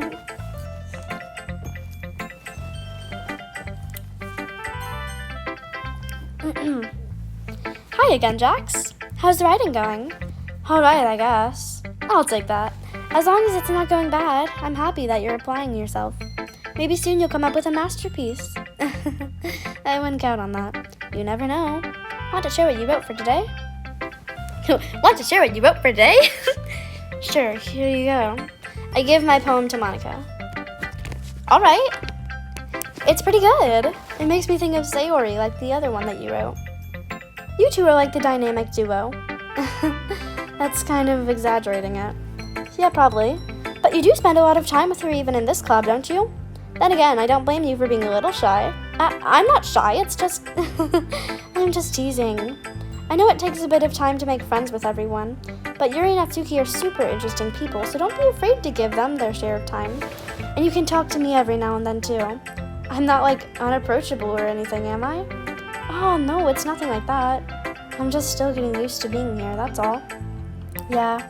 I'm sorry if I was putting pressure on you or something. I really didn't mean it like that. No, don't worry. I get what you're saying. Well, alright, but anyway, do you want to read my poem now? I like the way this one turned out, so I hope you do too. Alright, let's take a look. Okay, I'm sorry, guys, I'll have to read this in a sec. There's something that I need to put back on. Come on. My charger decoration came off. Save me. The colors, they won't stop. Bright, beautiful colors, flashing, expanding, piercing, red, green, blue, an endless of meaningless noise. The noise that won't stop, violent, granting, waveforms, squeaking, screeching, piercing. Like playing a chalkboard on a turntable, like playing a vinyl on a pizza crust, an endless poem of meaningless. Guys, I'm sorry, I can't read. I don't know what these words are saying. It's even more abstract than your last one, huh? I guess it's just the way I write. I'm sorry if you don't like it. No, I never said that. It's just a kind of thing I've never really seen before, I guess. I kind of like playing with my space on the paper. Choosing where and how to space your words can totally change the mood of the poem. It's almost like magic. The way I wrote the lines really short makes it feel like they're trying to speak over the noise. I see. It's still hard for me to tell what it's about, though. Sometimes asking what a poem is about isn't the right question. A poem can be as abstract as a physical expression of a feeling, or a conversation with the reader. So putting it that way, not every poem is about something. Anyway, here's Monica's writing tip of the day. Sometimes you'll find yourself facing a difficult decision. When that happens, don't forget to save your game. You never know when you might change your mind, or when something unexpected may happen. Wait, is this tip even about writing? What am I even talking about? That's my advice for today. Thanks for listening. What the heck?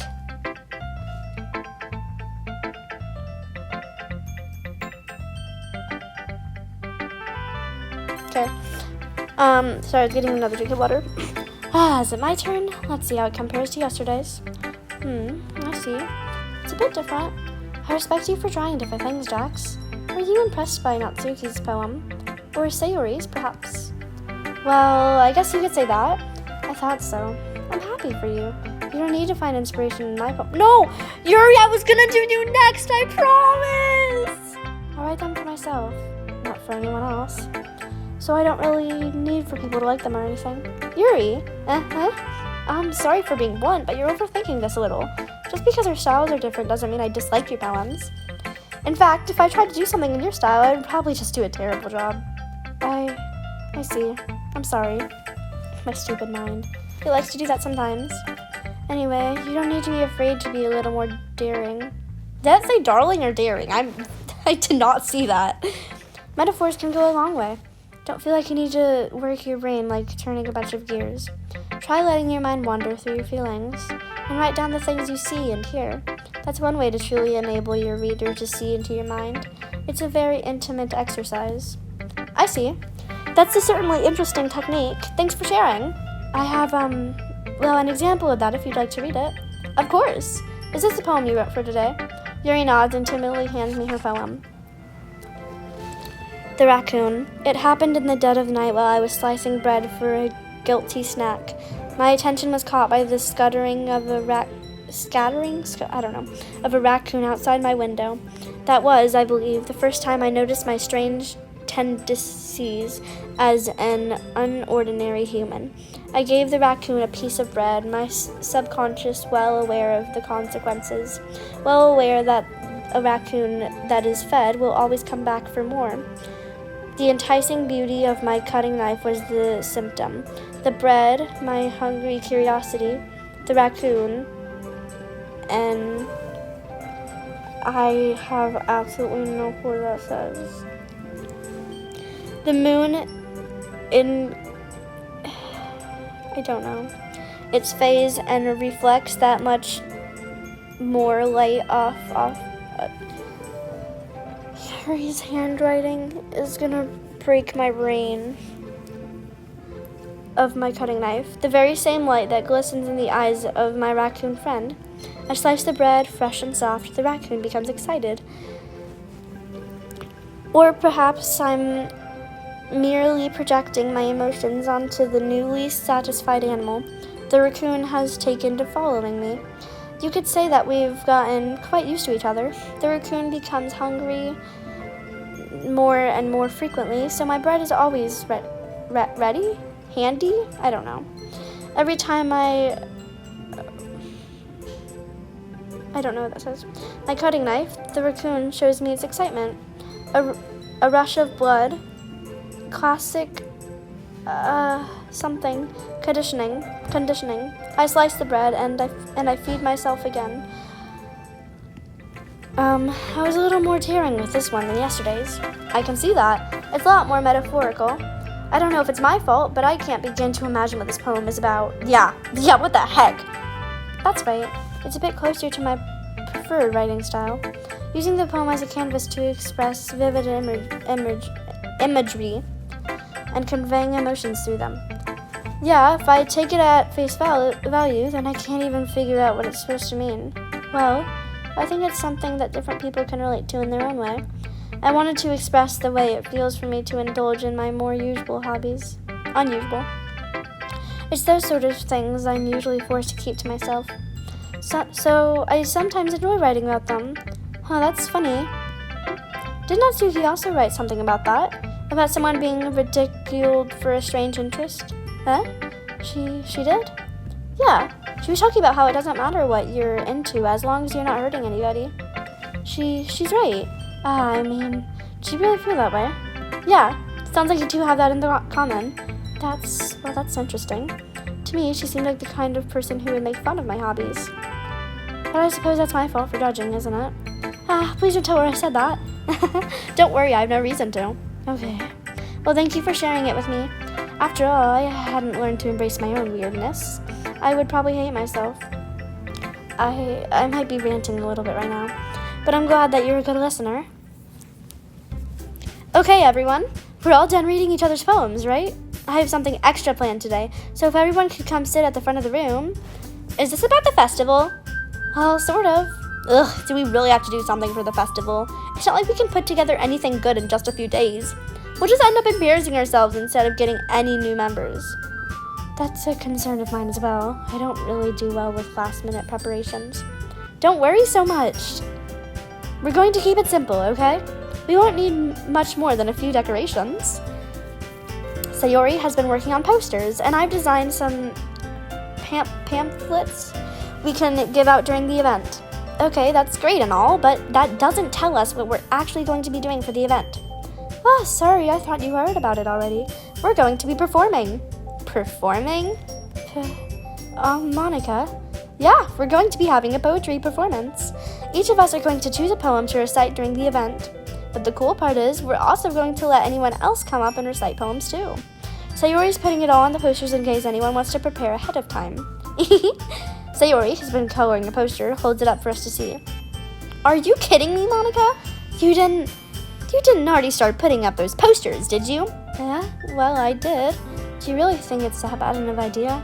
Well, no, it's not a bad idea. But I didn't sign up for this, you know? There is no way I'm going to be performing in front of a group of people like that. I agree with Natsuki. I could never in my life do something like that. Imagining it, Yuri shakes her head in fear. Guys. No, Sayori. I understand where they're coming from. Remember that Natsuki and Yuri have never shared their poems with anyone until just a couple days ago. It's a lot to ask for them to recite their poems out loud to a whole room of full people. I guess I kind of overlooked that, so I'm sorry. But I still think we should give it our best. We're the only ones responsible for the fate of this club. If we start the event and each put on a good performance, then it will inspire others to do the same. And the more people who perform, the better we'll be able to show everyone what literature is about. Yeah! It's about expressing your feelings, being intimate with yourself, finding new horizons, and having fun! That's right! And it's those reasons that we're all in this club today. Don't you want to share that with others? Oh my gosh, sorry. The decoration fell off again. Okay, whatever, it's just gonna stay off. To inspire them to find the same feeling that brought you in here in the first place? I know you do. I know we all do. And if all it takes is standing in front of the room for 2 minutes and reciting a poem, then I know you can do it. Natsuki and Yuri remain silent. Sayori looks worried. I guess that leaves me no choice. I agree. I don't think it's too much to ask.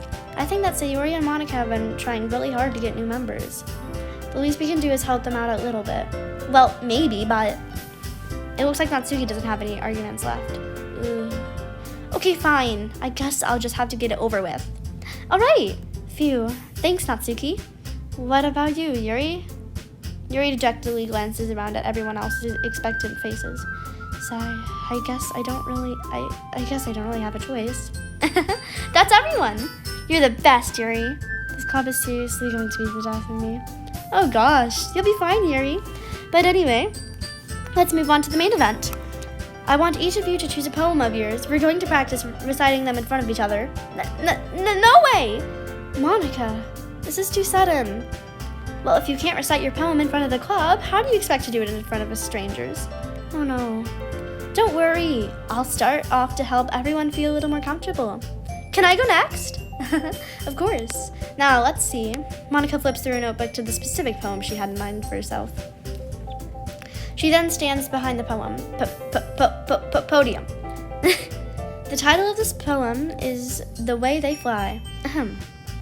Monica begins reciting her poem. Her clear, confident voice fills the room. More than that, her inflection is pristine.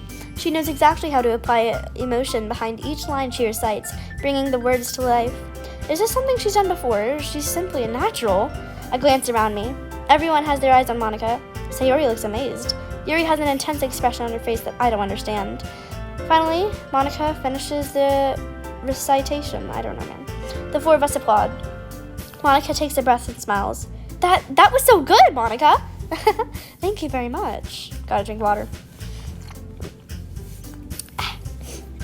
I was just hoping to set up a good example. Are you ready to go with next, Sayori?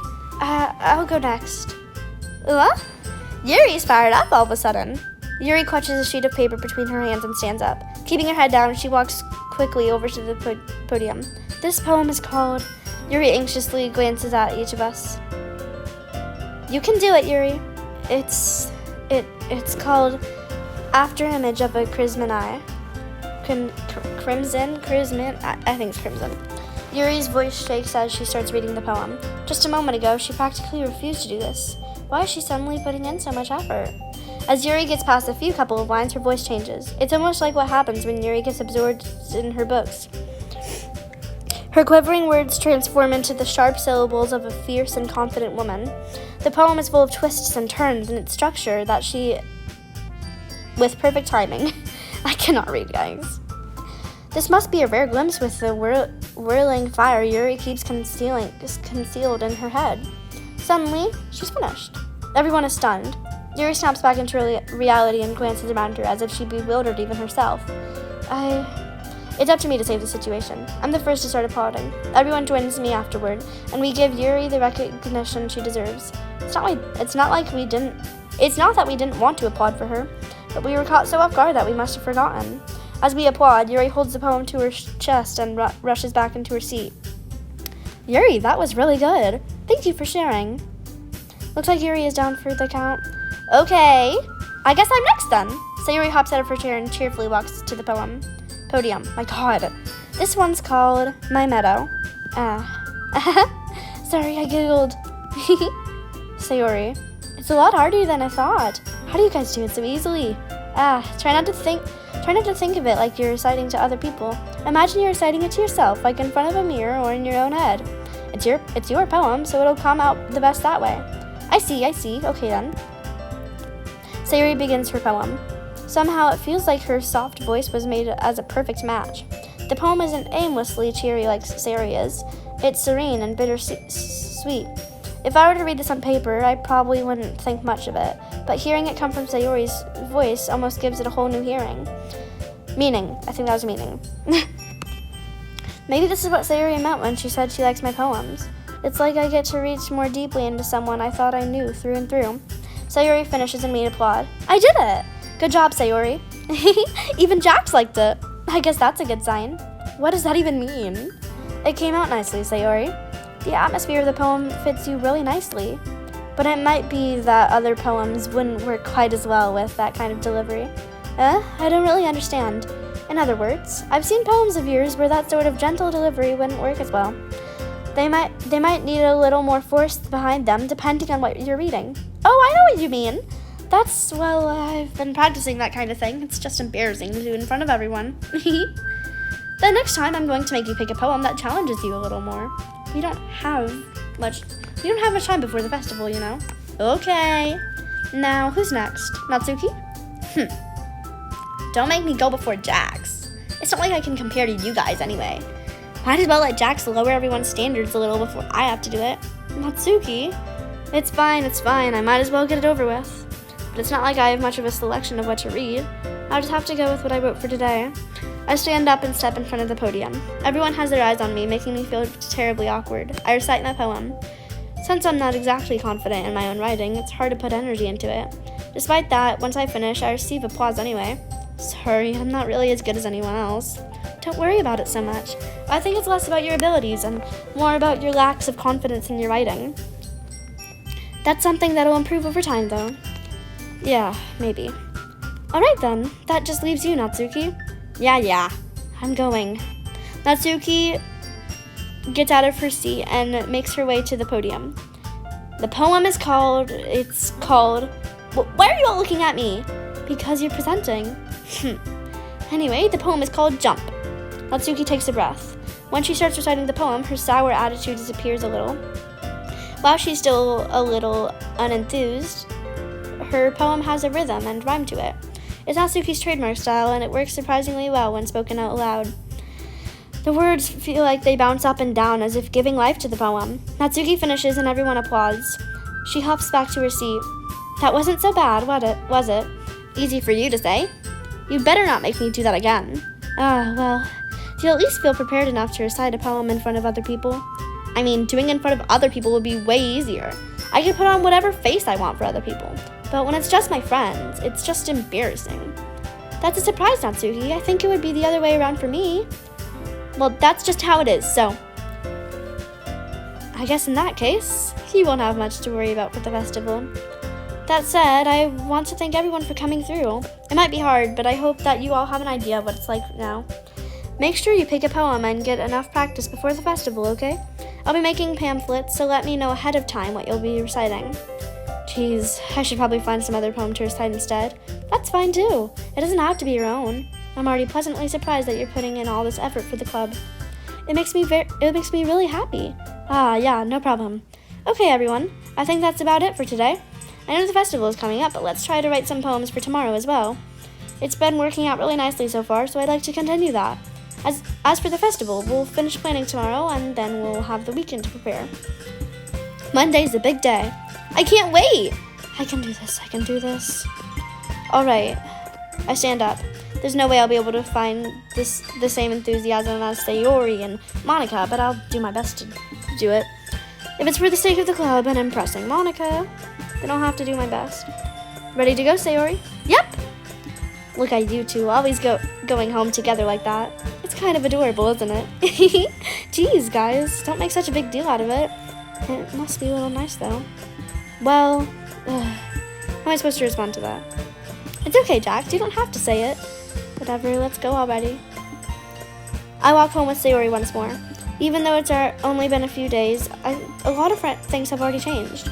But today, Sayori is being a little quieter than usual on the way home. Hey, Sayori. Sorry, I was spacing out. No wonder. I was thinking about something from earlier. I like how we get to, Sayori fumbles with her words. So, let's just say that one day, Yuri asked to walk home with you. Huh? What would you do? What kind of question is that? You're kind of putting me on the spot here. Well...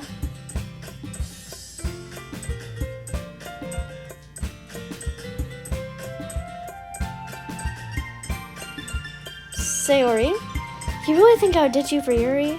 Eh? But she's so beautiful and smart. Geez, I already see her in the club every day. Besides, you always seem to really like going home together. I wouldn't just ruin that for you. You're so silly, Dax. You think about me too much sometimes.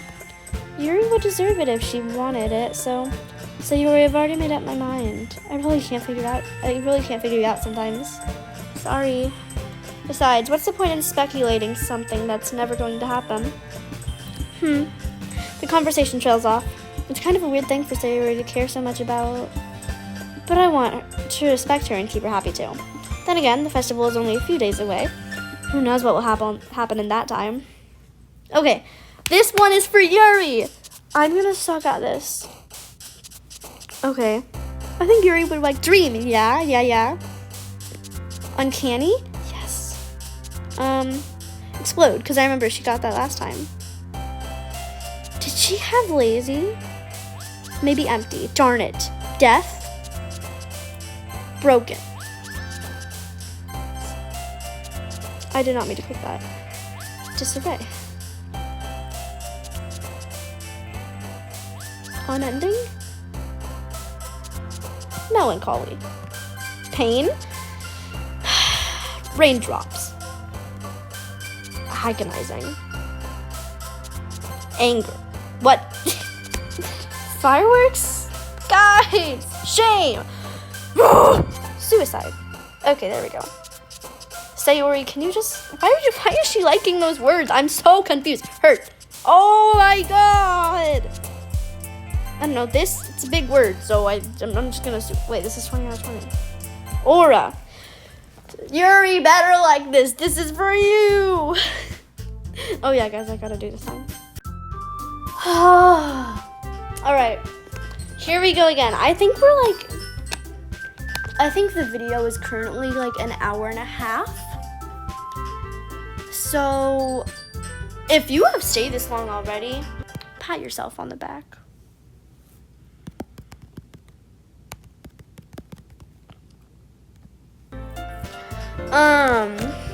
Wow, this is... I wish I had just honestly just like played the game the first time.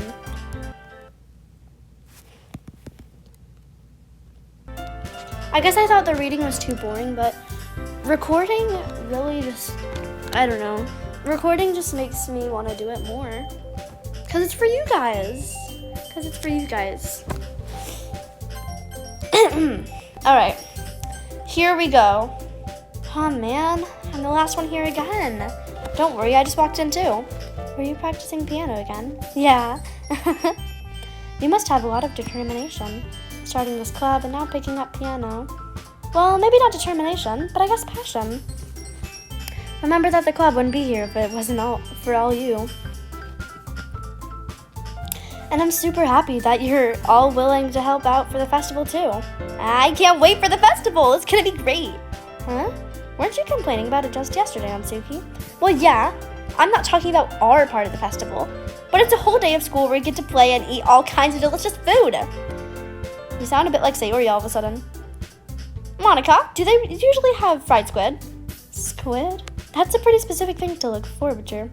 Oh, come on. Are you saying you don't like squid? You, of all people?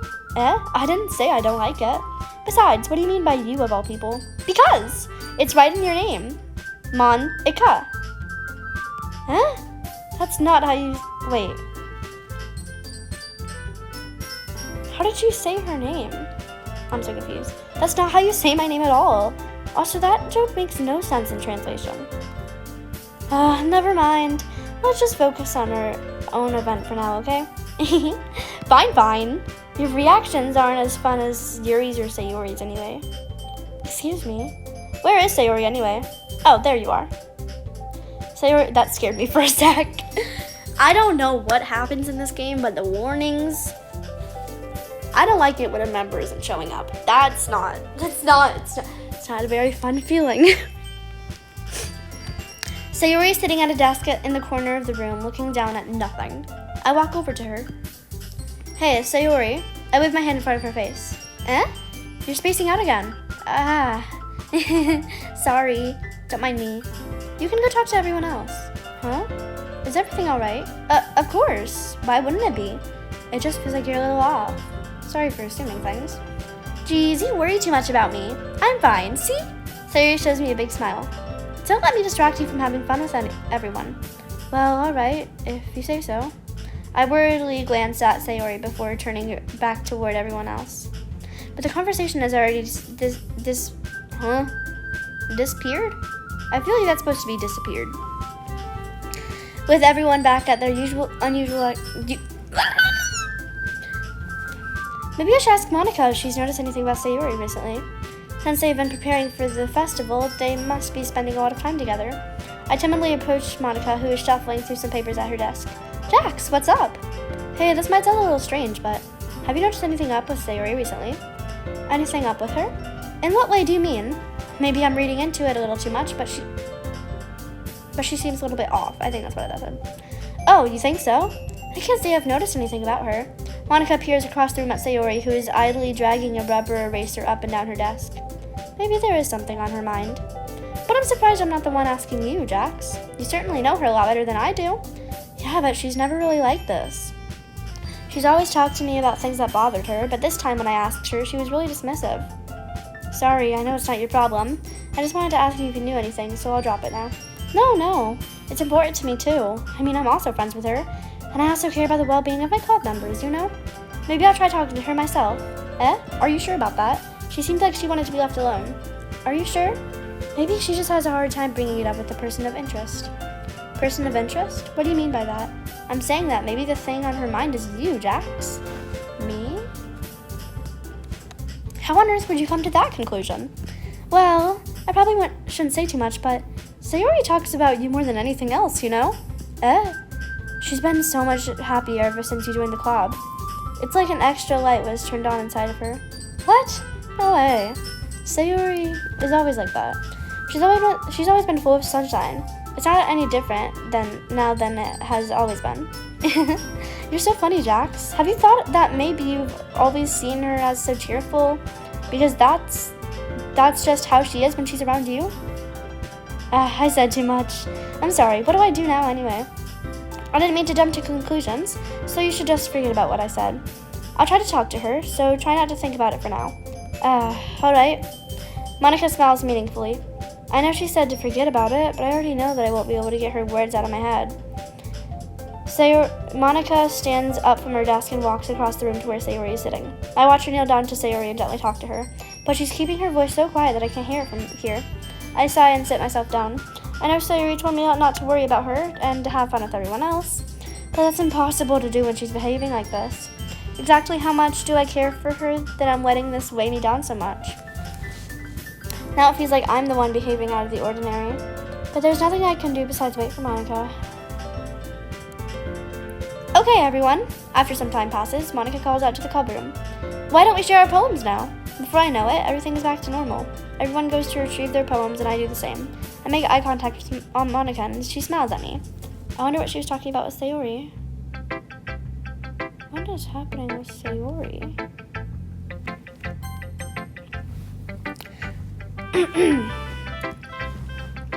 Jax, this is wonderful. I can feel the emotion that you poured into it. Is this the result of trying what I suggested yesterday? Yeah, I guess so. You did a good job explaining. I really wanted to try giving it more feeling. Yuri V makes V sound. Visibly swallows. I can't speak! I was trying to do a different sound for V. That's why I did that, guys. Please, I'm not stupid. Well, kind of. Even her hands appear sweaty. I'm not used to this. Used to what? I don't know. It's fine, take your time. Yuri breathes and collects her thoughts. I know that Yuri likes to think before she speaks, so I offered that patience to her. Yeah, just being appreciated like this, I guess. It probably sounds really stupid, but seeing someone so motivated by my writing, it just makes me really happy. Are you saying you've never shared your writing before? Yuri nods. Really? I don't believe it. I really only write for myself. And besides, people would just laugh at me. Do you really think that? Again, Yuri nods. Huh. Even your close friends? For some reason, Yuri doesn't respond. Yuri? Yuri smiles sadly. Jax, during lunchtime, I eat by myself. Did you know that? It's a great time to find a quiet spot and do some reading. In fact, I always have some books with me. You could say I really enjoy reading. Well, that's one way to put it anyway, but books are so full of amazing and inspiring people. People you want to fall in love with, or people you just know would make a really good friend. Cheerful people who always put a smile on your face, or deep thinkers and problem solvers who discover the mysteries of life. So when you look at it that way, I'm surrounded by friends every day, you know? And those friends don't laugh at me. They don't tease me for spacing out all the time. They don't make fun of my body type, and they don't hate me for acting like a know-it-all. People say that about you? I'm not a know-it-all, Jax. It's the opposite. I don't know anything. I don't know how to talk to people. I don't know how to make people see me as normal. I don't even know how to make myself happy. I have all these feelings, and all I can do with them is read and write, but it wasn't until now that I started sharing it with you that I really understood what was missing all this time. But I haven't really done anything. No, that's wrong. Just being patient and respectful. That's really important to me. I know I'm a difficult person, Jax. I speak too slowly. I second-guess myself all the time. I read too deeply into things. But every time, you've always treated me just like anyone else. It's so rare that I feel comfortable with myself when I talk to others.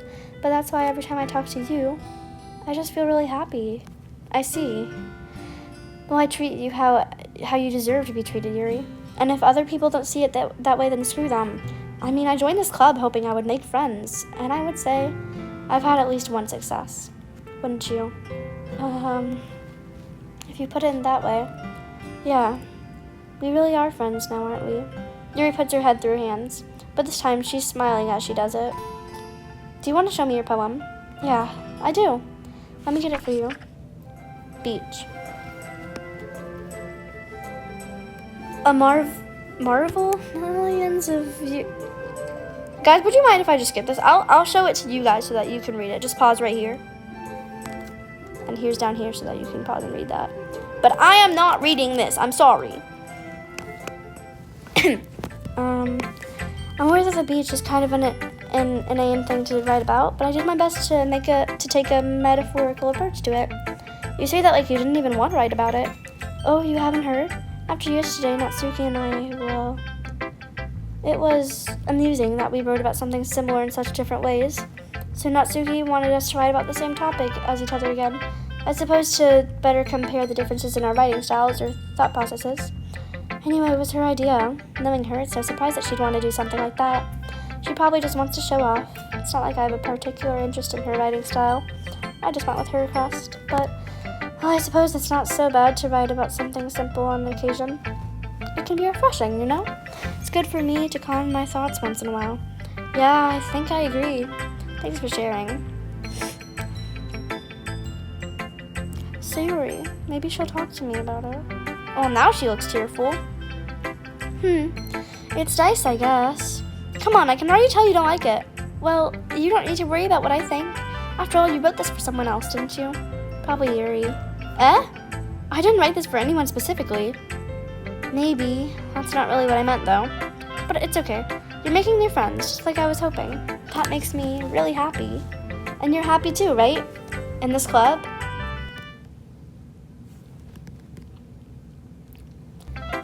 Well, of course I am. Good. That's all that matters to me. Thank you, Jax. Sayori, is there something wrong? Huh? No, nothing. I'm just a little tired today. Alright, just tell me if you need anything. I will. Don't worry about me, okay? You can go play with everyone else now. If you insist. Yay! I'm gonna go home a little bit early today. Sayori, tell Monica I wasn't feeling well, okay? I'll see you tomorrow. Before I can say anything else, Sayori cheerfully walks out of the classroom, humming to herself. That is not like her! What is happening? Why is she going home early? Ugh. Okay.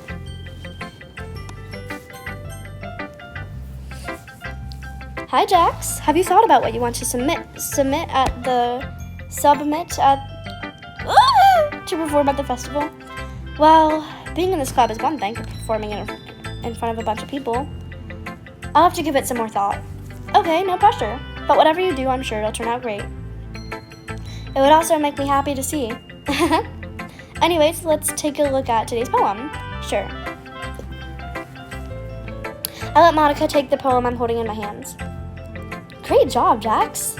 I was going ooh in my head while reading it. It's really metaphorical. I'm not sure why, but I didn't expect you to go for something so deep. I guess I It's easiest for me to keep everyone's expectations low. That way, it always counts when I put in some effort. That's not very fair. Well, I guess it worked anyway. You know that Yuri likes this kind of writing, right? Writing that's full of imagery and symbolism.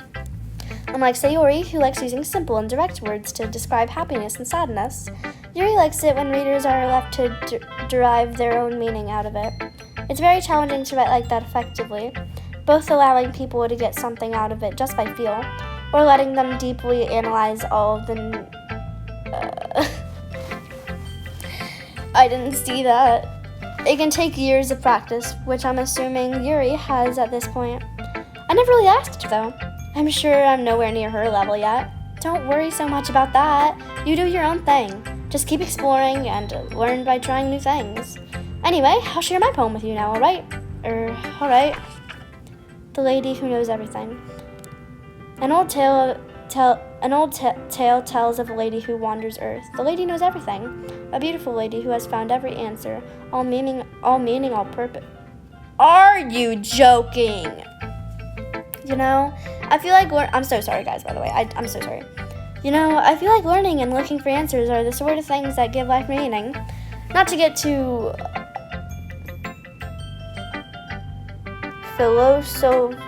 nope, I'm not trying. Or anything, but it was kind of on my mind, so that's what I wrote about. I see. I never really put much thought into it. In a way, it's almost paradoxical. Because if we... Popsicle! That sounds like popsicle. Because if we had all the answers, wouldn't the world start to lose its meaning? You know, there's one thing I noticed. It seems like everyone in the club prefers writing about things that are more sad than happy. Are you surprised? I mean, if everything was okay, we wouldn't really have anything to write about, would we? Humans aren't two-dimensional creatures. I think you know that better than anyone. You mean one-dimensional? Ah, yeah, that! Anyway, here's Monica's writing tip of today. Are you ever too shy to share your writing because you're afraid it's not that good? It can be really disheartening to get a lukewarm response to something you put so much into. But if you ever find other people who enjoy writing, then sharing becomes a lot easier. Because instead of just telling you that your writing is good or okay or bad, they want to focus more on everything that went into it and the things you can work on. It's much more encouraging that way, and it will make you want to continue improving. It's almost like having your own little literature club, don't you think? That's my advice for today. Thanks for listening.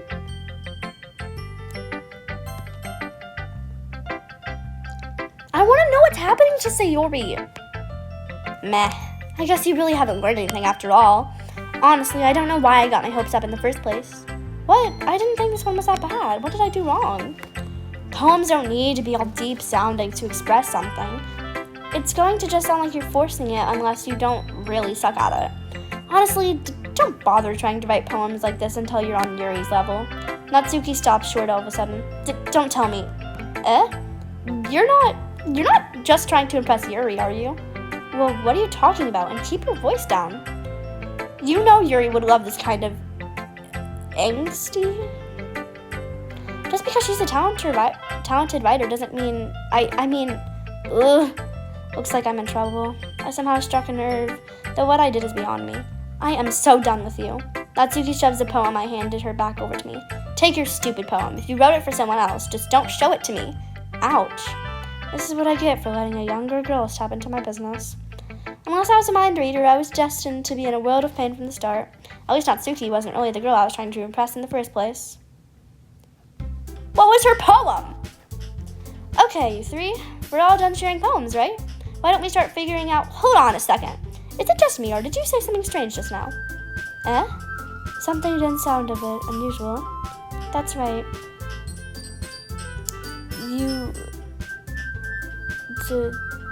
I give up from your usual catchphrase when addressing the club. Catchphrase? I don't have a catchphrase. Jeez, why is the mood so weird today? Look, even Yuri isn't immune to it. Ooh. Stagnating air is common foreshadowing that something terrible is about to happen. In your books, maybe. Look, the only thing different is that Sayori isn't here. It seems you're right. Sayori helps lighten the mood a little bit, doesn't she? It's almost like everyone's balance is thrown off a little when she's not around. Where the heck did she run off to, anyway? I thought she just went to pee. Natsuki, please show some decency. Oh, come on! At least she actually wasn't feeling too well and went home early. Is that so? I hope she's alright. Seriously? Of all the times to not go home with her, you picked the time she's not feeling well. So much for you two being all lovey-dovey. No! First of all, stop misunderstanding my friendship with Sayori. And second, she's kind of been avoiding me today, so I didn't want to force it. That curious expression coming from Yuri, of all people. Calm down, guys. I talked to her earlier, and everything is fine. What did she say? Anyway, we need to figure out the rest of the festival preparations, so let's decide what everyone will be doing this weekend. I already know what I'm doing. That's right. Natsuki will be making cupcakes, but we might need a lot of them in different flavors. Can you handle that all by yourself, Natsuki? Challenge accepted. And as for myself, I'm going to be printing and assembling all the poetry pamphlets. Sayori will be helping me design them. And as for Yuri, you can... Guys, can you help me come up with something for Yuri? I'm useless. No, that's not it at all. You're the most talented person here, you know. Now Natsuki's pouting too? Geez, even I can tell now. I guess I never gave Sayori enough credit, but I can tell things are even harder on you when she's not around. That may be the case, but if I can't also be a leader on my own, I won't grow as a person. So, Yuri, you have beautiful handwriting, you know? So you should make some banners and decorations to help set the atmosphere. Atmosphere? About that, I love atmosphere. Yuri's expression suddenly changes as she stares at her desk in focus and starts nodding to herself. Your mind is already racing, I see. That's great. He'll be a wonderful help, Yuri. But anyway, that just leaves you, Jax. The one who is truly useless. Don't say that. In fact, both Natsuki and Yuri have some pretty heavy tasks to handle. It would probably go a long way to give one of them a hand. You could always help me out as well. I would be really appreciative of that. Is Monica suggesting I spend the weekend with one of my club members? How on earth are they going to respond to a suggestion like that? I suppose I wouldn't mind a bit of help. Well, even if you don't know how to bake, there's always some dirty work I can give you. It's not like Monica's going to give me a choice, and you shouldn't be sitting on your butt anyway. Natsuki tries to mumble a bunch of excuses like that. If I recall, Natsuki, you mentioned that you would like to handle the baking on your own. Jax may not like to be around you if you only make him out to be a nuisance. So therefore, he may be more suited to us. I don't know, man. Hold on, I never said that. How hard can it be to make a few decorations anyway? Sounds more like you're just making excuses for Jax to... What are you saying? It will be extremely work. And baking isn't? Just what do you think? Guys, let's settle down for a moment. In the end, I think it's up to Jax to decide how he'd like to contribute. Besides, he hasn't really gotten the chance to spend any time with me yet, you know? So I'm sure he's interested in... You literally just said... I'm surprised as well. Sorry. I was just saying, though. Jeez. Can we just settle this already? Yeah. Jax, you're okay with this, right? In the end, it's up to you. Of course. Very well. In that case, everyone look straight at me. But of course, I'm going to go with... I want to pick Sayori. I want to see. I mean, if it's going to be anyone, then I prefer helping Sayori. I mean, we're already neighbors But Monica said that Sayori was helping her. Jeez. Do you really hate us that much? No. Sorry, I didn't mean for this to be difficult. Just think of the club, okay? Well, I guess I should probably be helping Monica. Yay, you picked me. Hold on 1 second. Yeah. Monica, you're the one who needs help the least. You're the one who needs the least help out of all of us. But I agree with Natsuki. Not only is your work already most suitable for one person, but you already have Sayori as well. But Jax was the one who... That doesn't matter. You were the one who scared him into picking you in the first place. You're the club president, Monica. You're supposed to make responsible decisions for the club. Monica, you shouldn't let any ulterior motives interfere with this decision. Ulterior motives? What are you saying, Yuri? In fact, it sounds like you guys are the one with ulterior motives. Excuse me? Otherwise, this wouldn't have been made into such a big deal in the first place. That's completely false, Monica. Yeah, we have a lot of work to do, you know. We won't do as good of a job if you make us work alone. Maybe that's true. Think of the club, Monica.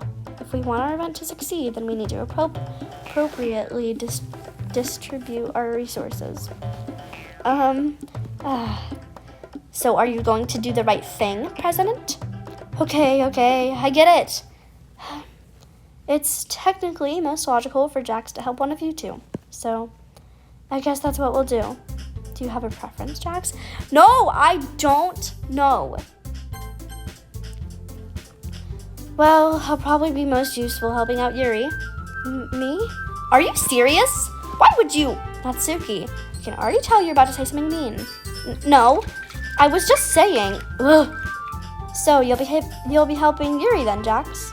Yeah, that's what I'm gonna do. I'm glad. I have a bad habit of overthinking these sort of things, so I think your assistance will be very useful. That's great to hear. Natsuki, will you be able to handle the baking yourself? I mean, yeah, I already said I would be fine. Okay. Everyone can tell that Natsuki's feeling a little sour. So, is that everything we need to go over? Yeah, that should be about it. Are you guys excited? Well, excited might not be the right word, but I suppose I'm looking forward to it a little bit. Do you feel the same way, Jax? Me? I guess you could say I'm interested to see how it'll turn out. That's good enough for me. What about you, Natsuki? Natsuki. What? Why is everyone yelling at me? I didn't even do anything. No, that's not what I meant at all. Yuri anxiously glances between everyone in the room. I'm sorry for this. I don't really know why Jax picked me, and also, your cupcakes are the best cupcakes I've ever had. They go really well with my tea. And nothing that I do for the event will compare to that, so... I get it. I'm kind of surprised, though. Why? Well, I'm the one acting immature. I already know that. But you're trying to cheer me up all of a sudden. I know I'm not very good at it. Sorry if I said something bad. Natsuki isn't the only one surprised. Monica and I are also taken aback by Yuri's words. When she already has troubled with words, trying to cheer someone up must be far out of her comfort zone. But I begin to understand. Yuri was trying to sound like Sayori. Even if it didn't work perfectly, I can tell that she tried to say something Sayori would say at a time like this. Because Sayori always helps everyone smile and feel good about themselves. No, I kinda appreciated it. I'm sorry for making a big deal out of nothing, but I'm gonna say this. You better bet that my cupcakes are gonna be the best part of the whole event. I believe you. Yeah, I hope to see everyone do their best. But with that, there's nothing more for today, so I guess it's time for us to head out. All right, let's get out of here then. Everyone packs up their things. I start to follow Monica and Natsuki out the door as they chat between each other. I turn around. Sorry. I realize that I don't have any way of contacting you this weekend. Oh, you're right. I can't believe that slipped my mind. Should I give you my phone number? I think that would be the best way, yes? All right, then. Yuri and I exchange phone numbers. Okay, then I'll be stopping by your house on Sunday. My house? Is that a problem? No, not at all. I just thought that I would be the one going to your house since I'm the one helping you. I suppose that makes sense, but if you don't mind, I think I would prefer going to your house.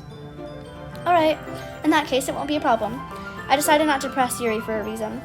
It's not like I should matter much either way, so I'll just need to make sure my room is clean. I hope I manage to make myself useful in some way. I'm not nearly as creative as you are. Don't underestimate yourself, Jax. I think that will make a very productive team. Even if you only chose me because you felt bad or something.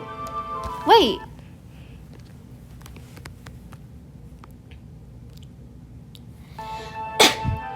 You don't actually think that, do you? I don't know. It's difficult to come up with any other reason you may have chosen me.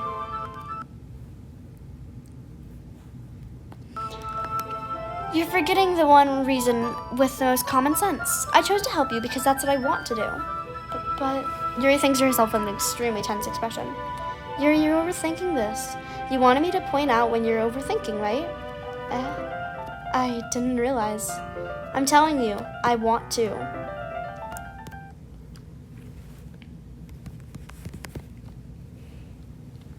That's all there is to it. Do you believe me? Yuri thinks really hard again. She looks straight into my eyes for a long while. I believe you. As if it took her tremendous effort, Yuri finally says that and relaxes her expression.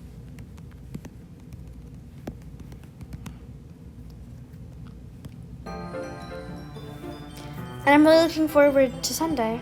Yeah, I am too. After that exchange, I make my way out the door and Yuri follows.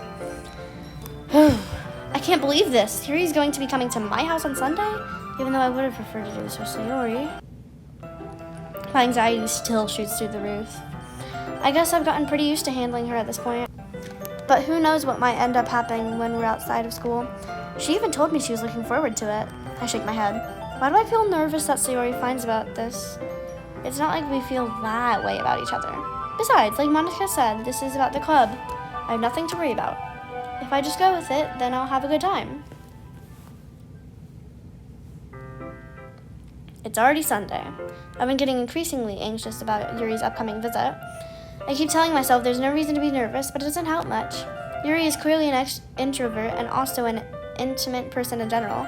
There's no doubt that she'll open up a little bit when it's just the two of us. Meanwhile, we've been texting occasionally. She was extremely I know how to say that word, I just can't think, whatever. At first, but it wasn't long before I was already learning more about her. But putting Yuri aside, I haven't heard a thing from Sayori since she left the club early the other day.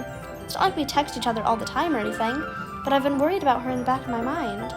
Between what Sayori said and what Monica said, is it really okay for me to put Sayori's feelings aside when she might need me? I decide to visit Sayori before Yuri comes over. Rather than asking, I simply tell her I'm coming over, much like we've done in the past. Once I reach Sayori's house, I knock on the door before entering it myself. Again, we used to play so often that we've made it a habit of simply entering each other's houses like we were family. The house is quiet. Sayori isn't anywhere on the first floor, so I assume she's up in her room. It's already strange of her not to run down and greet me. I head up to her bedroom where I finally find her. Sayori? Hi, Jax. I sit down in her room. Sayori forces a smile, but it's easy to tell that she's different. There's a minute of silence between us. You haven't come over like this in a long time, have you? I guess you're right. It has been a long time. Not much has really changed, has it? Sayori's room is as messy as it's always been. I also recognize the same stuffed animals and wall decorations that she's had for years now. If you came over more often, it wouldn't be such a mess. That's because I end up cleaning it for you. How come you suddenly wanted to come over today? Aren't you supposed to see Yuri today? Yeah, but... Wait, how did you know that? Sayori had already left by the time we decided that last meeting.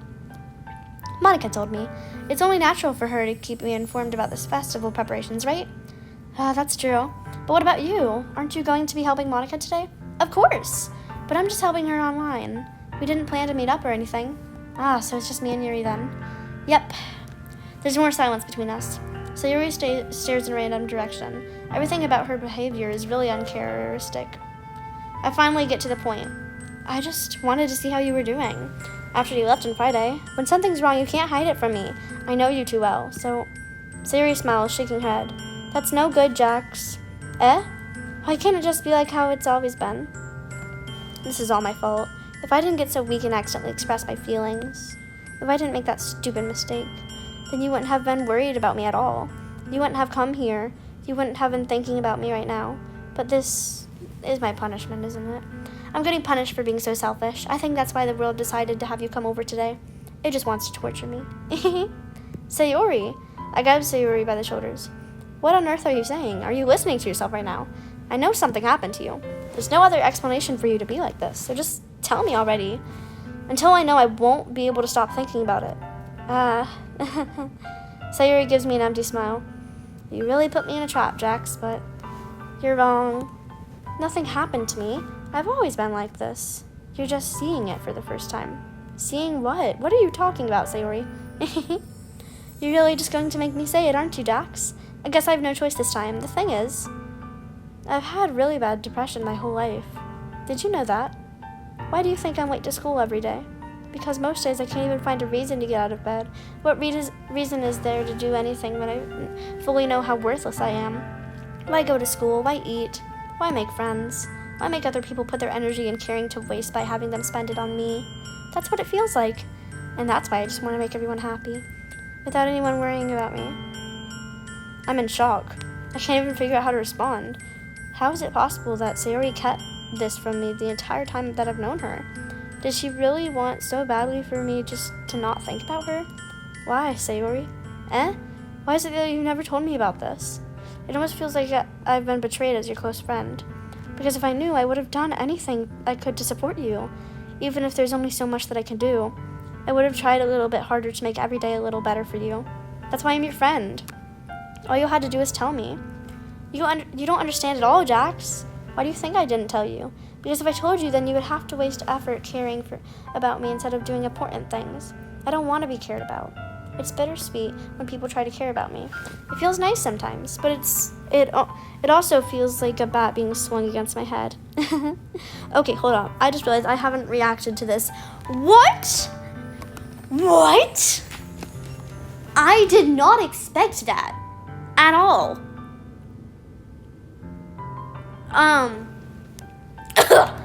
Well, okay. That's why I wanted so badly for you to make friends with everyone else. Helping everyone be happy together is the best thing for me. But then I discovered something else too.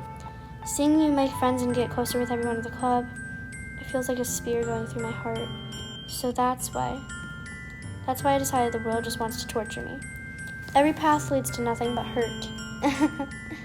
You're right that I don't understand. I don't understand your feelings at all, Sayori, but I don't need to understand. Whatever it takes for me to help you stop hurting, that's what I'll do. No, Jax, there's nothing. Nothing at all. The only thing that could have helped is if everything could be like it always was. But I was selfish. I finally showed you what a horrible person I am. Tears streaked down Sayori's face. I made you join the literature club because I was selfish. And I was punished by my heart hurting in a way that I couldn't understand. And now you came here and I made you hurt too. I'm just weak and selfish. That's all I am. And that's why I'm going to accept these punishments, because I deserve every last one. It's punishment time! I'm sorry. Guys, I'm sorry to ruin the mood, but the word punish reminds me so much of that. Without thinking, I once again grabbed Sayori's shoulders. This time I pull her into a tight embrace. Jax. Sayori, I don't care if you feel selfish. I'm really happy that you convinced me to join the club. Seeing you every day makes it worthwhile enough. If I make friends with everyone else, then that's just a bonus. But please never underestimate how much I care about you. I wouldn't have it any other way. Jax. Sayori isn't hugging me back. Despite my arms being wrapped around her, Sayori's arms remain at her sides. She starts sobbing next to my ear. No, don't do this to me. Please don't do this, Jax. Sayori barely manages to speak between her sobs. I don't know if I'm doing the right thing, but all I want is for her to know that I care. If you have it in you to call yourself selfish, then you have to let me be selfish too. No matter what it takes, I'll figure out what needs to change. I'll make these feelings go away. And if there's anything that you need me to do, then you'd better tell me. I'll get mad if you don't. I don't know. Gently, Sayori finally puts her arms around me in return. I don't know anything. It's all really scary. I don't understand any of my feelings, Jax. The only time I'm not feeling nothing is when I'm feeling pain. But your hugs are so warm. And that's really scary, too. Sayori lets me go. As she does, I let her go as well. The festival is tomorrow. Yeah. It's going to be fun, right? Yeah. How would you like for me to spend it all with you? It's what I want. I promise. I think that would be nice then. Yeah. Sayori wipes her eyes. If I could spend the whole day here, I would. Of all the days, this has to be the one where I have other plans. Maybe I should cancel. No, don't. Please don't. If you did that, then I really wouldn't forgive you. But it's almost time for Yuri to meet me at my house. At the very least, do you want to come along and help out? It would be fun. To my surprise, Sayori shakes her head. I'm sorry. I don't know if that would be very good for me today. You understand, right? It's kind of hard for me to fully understand, but I'm trying my hardest. It's okay. Don't worry too much about it. I'll see you tomorrow, okay? Alright. I look forward to it. I say goodbye to Sayori and exit her house. On the way home, I find myself still feeling uneasy, but it's hard for me to keep thinking about it when Yuri is about to come over, too. I think Sayori is right. I shouldn't... Oh, is that why she likes so many of the sad words? Oh my gosh. I shouldn't be worrying too much, and we're definitely going to have a great time tomorrow. I should just focus on what's ahead of me. Okay. It's definitely going to be different, like every meeting, how she's going to act different, maybe. Wow, this feels so weird to know now. It's going to be so weird at the meetings. Darn. As I approach my house, I see something that makes me feel a moment of panic. Yuri? Thank goodness. You're a little early. I'm sorry I wasn't home yet. Were you waiting for a long time? No, I just got here, but I started to get really nervous when nobody answered the doorbell. You always could have texted me. If I had known, I would have reassured you and hurried more on my way home. I suppose that's true. I didn't think of that for some reason. It should be common sense to do that, but I decided to ignore it. Anyway, let's go inside. I see you brought a lot of stuff with you. That's right. And did you manage to find everything I asked you to buy as well? Yeah, pretty much. At least I hope I got everything right. I'm sure it will be fine. I take Yuri to my room. The first thing she does is glance around curiously, which makes me feel anxious. It's so clean. I cleaned it before you came over, so that's very considerate of you to do. No, I would be really embarrassed for my room to be a mess while you were still here. Well, I do enjoy cleaning. I would have gladly helped you clean. That would be even more embarrassing. Wait, don't look in there. I snatched Yuri's wrists, which was in the process of opening a desk drawer of mine. I'm sorry. I wasn't thinking for some reason. I was just spacing out. It's fine. I let go of Yuri's wrist. Wait, what's in there? What's in there? I want to see. She puts both of her hands firmly in her lap, as if making sure she's keeping track of them. So, should we get started? Yes. I have a few things planned that you can help with. Decorations and other atmosphere enhancements. You know. Mood lighting, aromatherapy candles. Oh, wow. I didn't know you planned on taking it that far. Of course. I wanted to help our guests to a faraway place. Although many will stop by just out of curiosity, and for cupcakes, I guess. I'm determined to provide an experience that will leave them wanting more. That's great. It's easy to forget that you're a pretty intense person. Intense? I guess that's the best way to put it. Is that a bad thing? No, not at all. It's something that I like about you, actually. Is that so? That makes me feel relieved. And kind of happy. Yeah, no need to be so anxious. You can relax a little. Relax. I bought some things for relaxation. I was going to use them during the poetry event. Oh yeah, like what? Let's see. Yuri rummages through her bag. She pulls out a few candles and a wooden cylinder-shaped object. I did some shopping on the way here, so I happen to have these in my bag. I plan to cover the windows in black paper and use the candles to light the room. I think that would be amazing, don't you? Yeah, that would be really neat. What's that one thing, though? Oh, this? It's a diffuser for essential oils. How familiar are you with aromatherapy? Not familiar at all. Ah, is that so? It's one of my favorite contributors to a positive atmosphere. Depending on the oils or herbs you choose, you can change the mood of the air itself. You can even feel it permeate through your body. Relaxation, positive energy, romance, reflection. It almost feels like magic. Yuri takes the cylinder and pushes a switch on the bottom. In just a moment, a thin ray of vapor begins to sprout through a small hole on the top. Wow, that smells wonderful. What kind of mood is that one for? This is the jasmine essential oil. It smells a little sweet and flowery, right? Yeah, that's a good way to describe it. I chose jasmine for the event because it provides more than relaxation. My throat hurts so much.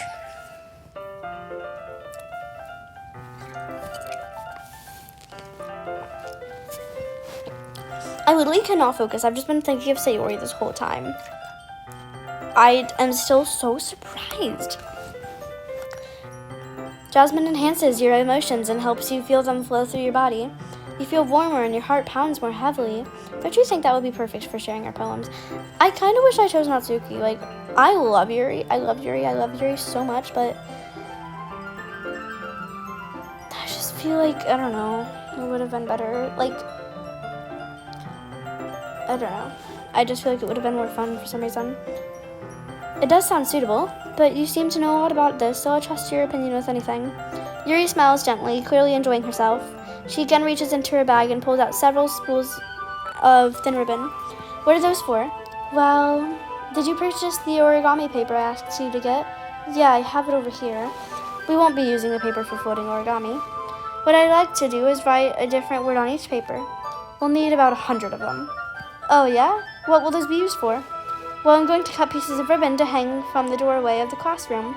Then we can fasten the paper onto the ribbons to create a doorway curtain. Wouldn't that be beautiful? It would also catch the eye of those passing by the room. It may attract some to peek inside. That's really creative. I had no idea you'd be so good at this, Yuri. Is that so? Well, I suppose I do get a little intense, as you'd put it. Yuri giggles with red cheeks. Is it just me, or is she more relaxed when it's just the two of us? Or maybe it's the excitement she feels from sharing something that she enjoys. Here's a marker, Jax. You can write any characters you want. I'll help you once I finish cutting the ribbons. All right. Sitting on the floor together, the two of us get to work. I carefully draw a different character on each paper, doing my best to manage my bad handwriting. Yuri unravels a long strand of red ribbon to her desired length. I knew it was red ribbon. I don't know why. I just imagined it that way. Then she reaches into her bag once more and pulls out a pocket knife. The knife is strangely beautiful. The silver handle has an intricate pattern of waves etched into it. The blade itself is gently tinted blue. That's no ordinary pocket knife. It looks really fancy. Well, embarrassed, Yuri looks away. What is it? You're going to think it's weird. Yuri, whatever it is, I have no reason to judge. To each their own, you know? Why do you guys keep saying that? If you promise you won't be weirded out. Yeah, I promise. Alright. The thing is, I'm kind of into knives. They're just so pretty. I can't help it. I don't know what it is. The combination of craftsmanship and feeling of danger, maybe. Ooh, what am I saying? Please don't think I'm weird for this. You're laughing at me. No, I'm not laughing at you. It's just funny how nervous you got about sharing. It's, well, an interesting thing to be into, I guess, but I think it kind of suits you. Suits me? Yeah, it's kind of intense. Besides, it's a really cool looking knife. I can't deny that. It is, isn't it? Yuri relaxes her expression once again. Would you like to hold it? Sure, I'll check it out. Yuri carefully hands me the knife with the handle facing me. I take it and turn it around in my hands. It feels so heavy and extremely solid. Where do you even get a knife like this? Curious of its sharp knife, I feel the point of my knife with my index finger. Ow. Jax, why'd you do that? I didn't expect it to be that sharp. I barely touched it at all. It's my fault. I should have warned you. This knife is extremely sharp. It can cut through skin like it's paper. Oh no. A small drop of blood trickles down the side of my finger. Yuri takes my hand and gives the wound a closer look. She stares at it and noticeably fidgets. If you're squeamish, I'll go wash it off now. Without warning, Yuri puts my my finger in her mouth and licks the wound. What are we doing? Oh my god. Oh my... What? I feel her tongue curl around my finger. Startled, I instinctively pull my hand back. Oh, please forgive me. I wasn't thinking. Yuri lowers her head, her face burning up. Yuri, that's the most embarrassing thing I've ever done. How could I do something like that? I'm sorry. Sure, it was a little weird and it took me by surprise, but I guess she was just trying to help, right? Yuri, I think you're overreacting a little. She doesn't lift her head. What if she doesn't recover for this for the rest of the afternoon? Alright, you know what? This might be a stupid thing to do, but I do it anyway.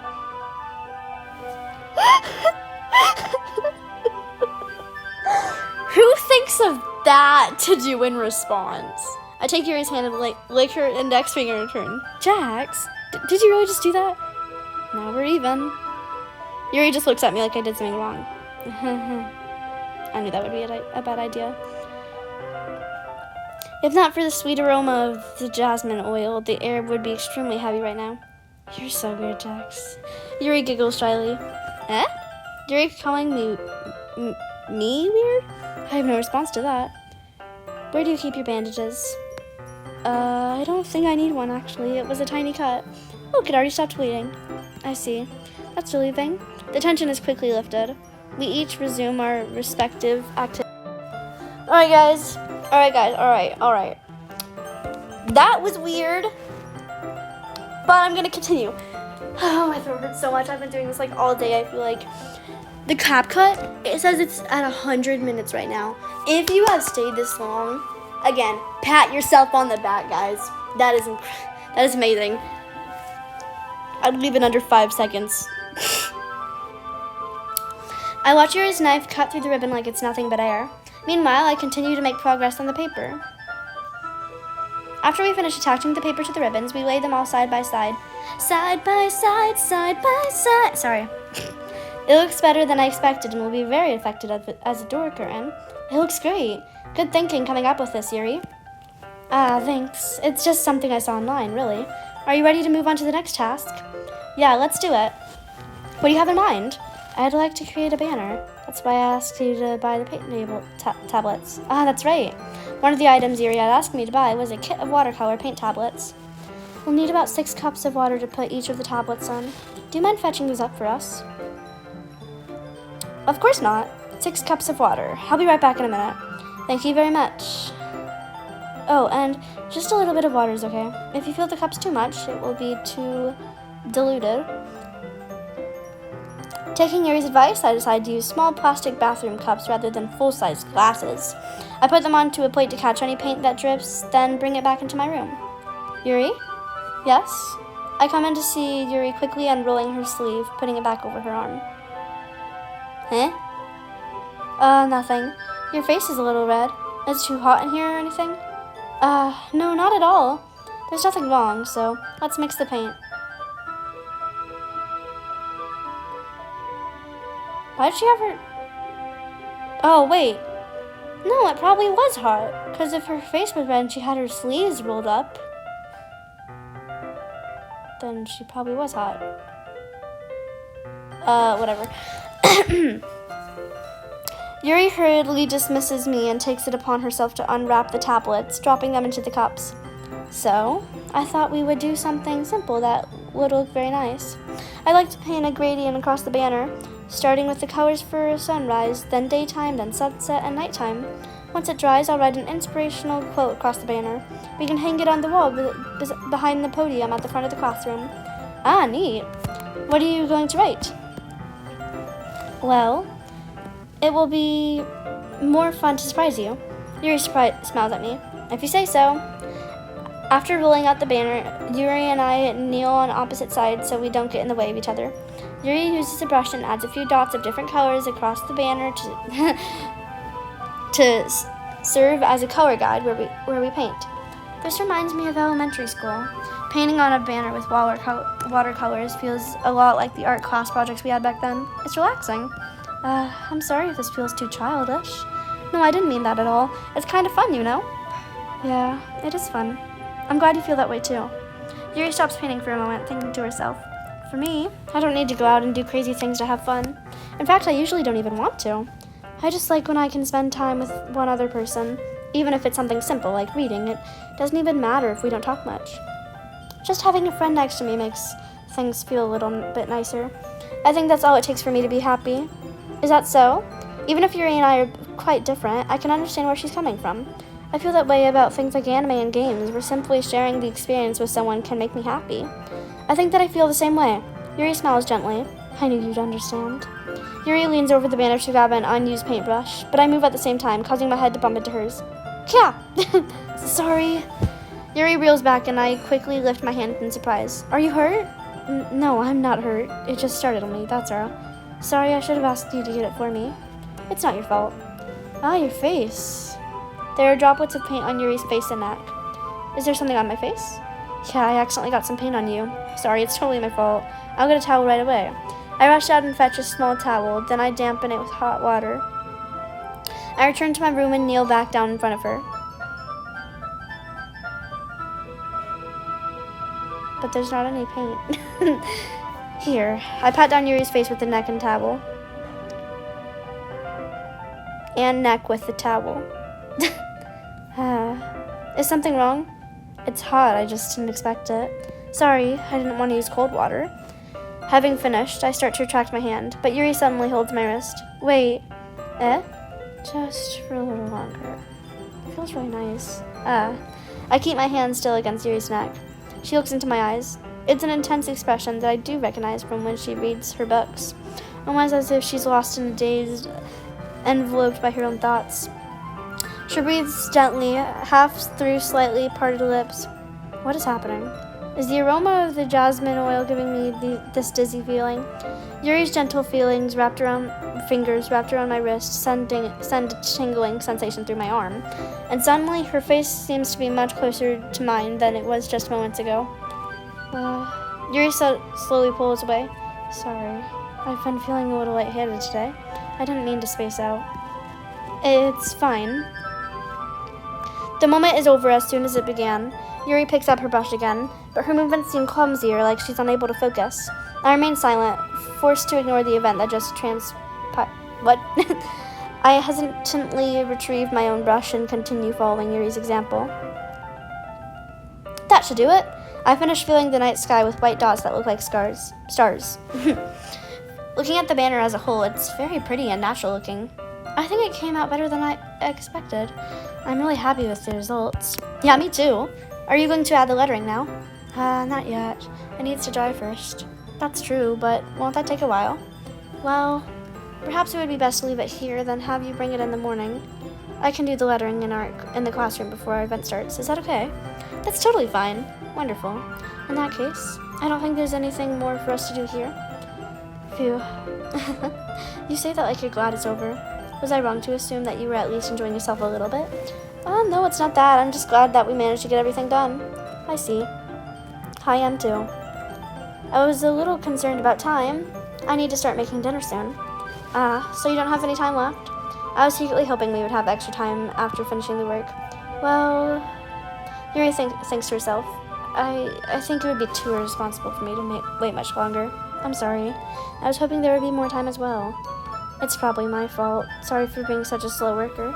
No, it's not your fault at all. I keep saying fart, bro. And the important thing is that we got everything done, right? Yeah, so I shouldn't be disappointed or anything.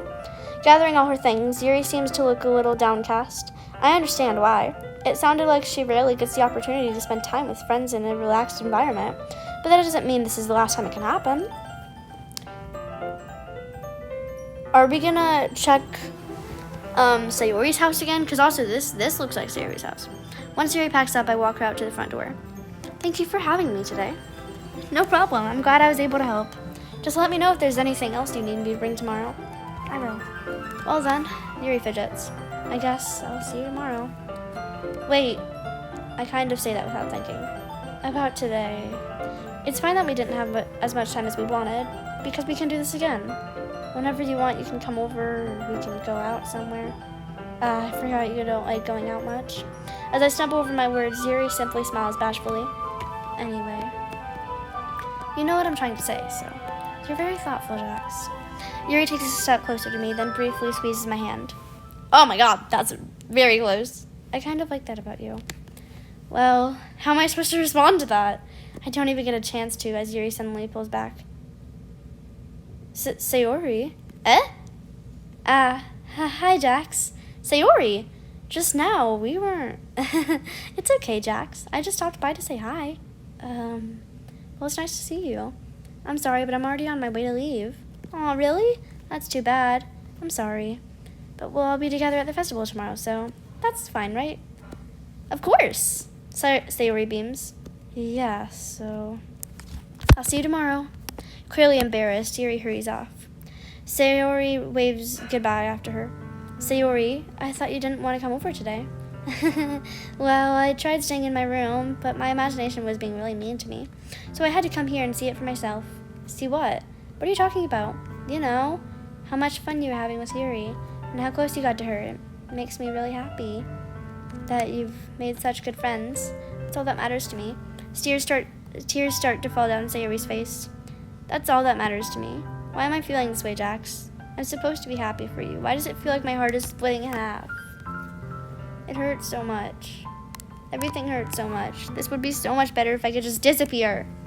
Sayori, don't say that. It's true, Jax. If I wasn't here, then you wouldn't have to waste your sympathy on me. You wouldn't have to put up with me being selfish. Monica was right. I should just... Monica? Monica was right about what? Sayori, what I said before is true. I'm not going to let this continue. Caring about you like this isn't the burden your mind is making it out to be.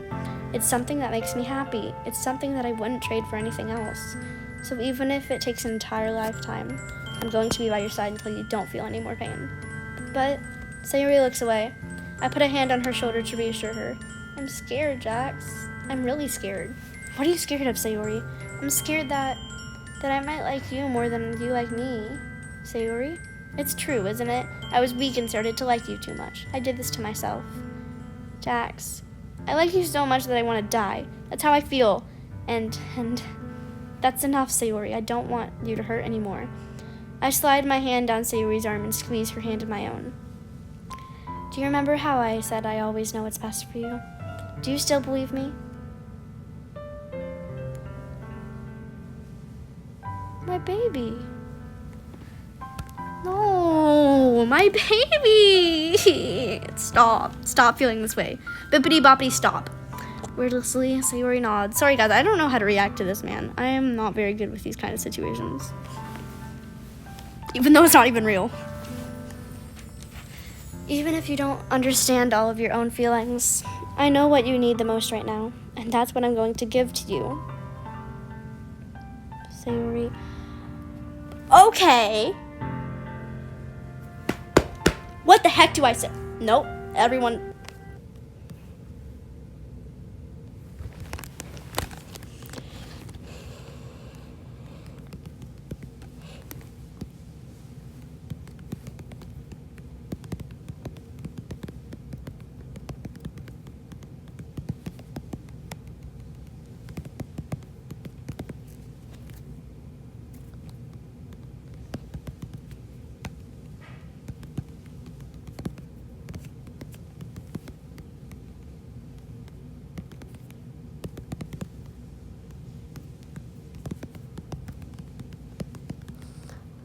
I'm too scared to mess this up. Guys, I'm sorry, but it does not...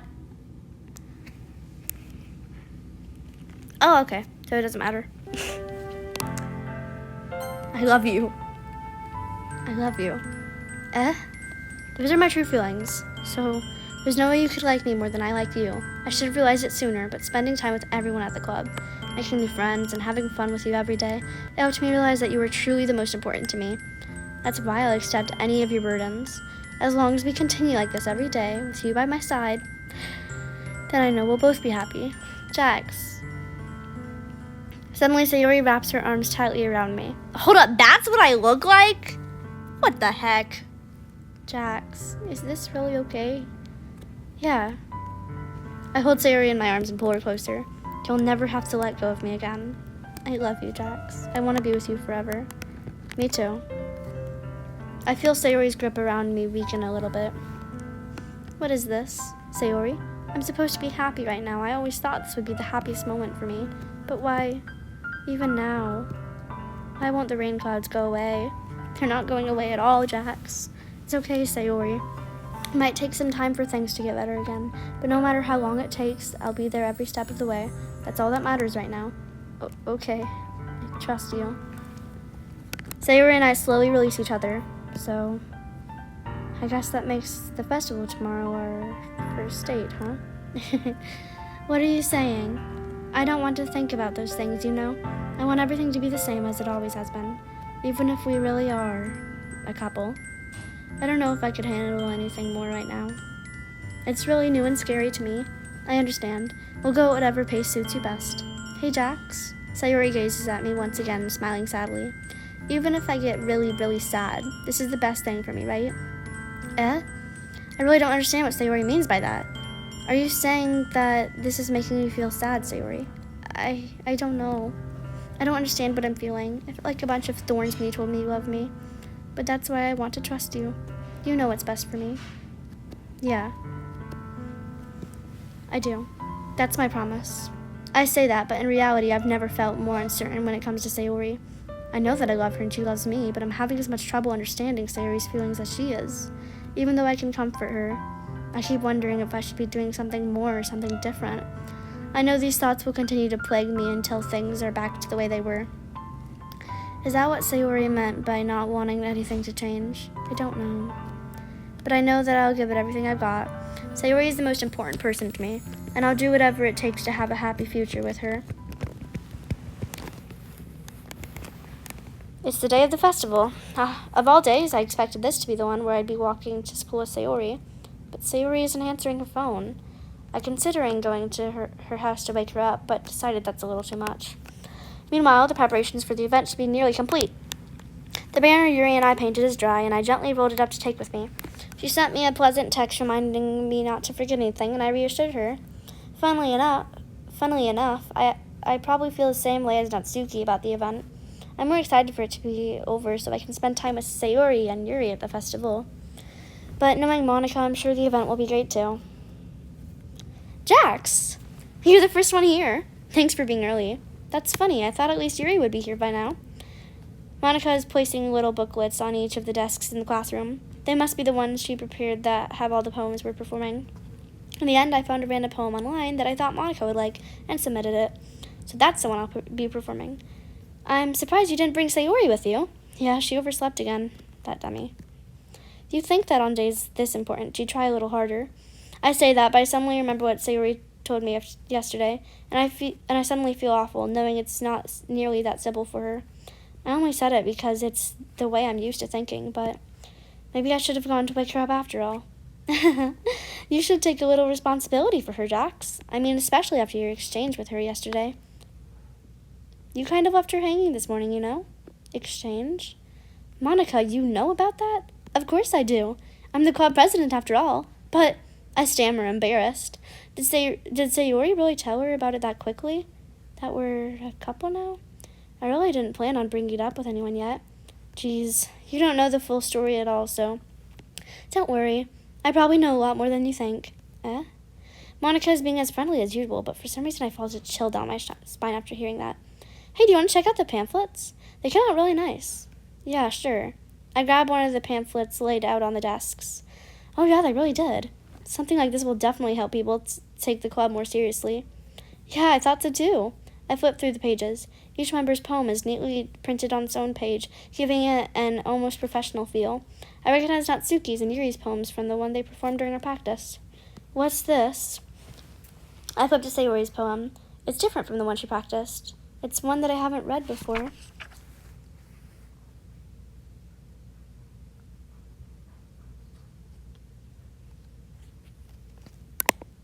Get out of my head, get out of my head, get out of my head, get out of my head, get out of my head before I do what I know is best for you. Get out of my head before I listen to everything she said to me. Get out of my head before I show you how much I love you. Get out of my head before I finish writing this poem. What is this? Reading the poem, I get a pit in my stomach. Jax? What's wrong? Nothing. This poem feels completely different from everything else Sayori's written. But more than that, I changed my mind. I'm going to get Sayori, so, well, all right. Try not to take too long, okay? I quickly leave the classroom. Don't strain yourself. I quicken my pace. What the heck? What was I thinking? I should have tried it a little bit harder for Sayori. It's not a big deal to at least wait for her or help her wake up. Even the simple gesture of walking her to school makes her really happy. Besides, I told her yesterday that things will be the same as they always have been. That's all she needs and what I wanted to give her. I reach Sayori's house and knock on the door. I don't expect an answer since she's not picking up her phone either. Like yesterday, I open the door and let myself in. Sayori? She really is a heavy sleeper. I swallow. I can't believe I ended up doing this after all. Waking her up in her own house, that really is something a boyfriend would do, isn't it? In any case, it just feels right. Outside Sayori's room, I knock on her door. Sayori? Wake up, dummy. There's no response. I really didn't want to have to enter her room like this. Isn't it kind of a breach of privacy? But she really leaves me no choice. I gently open the door.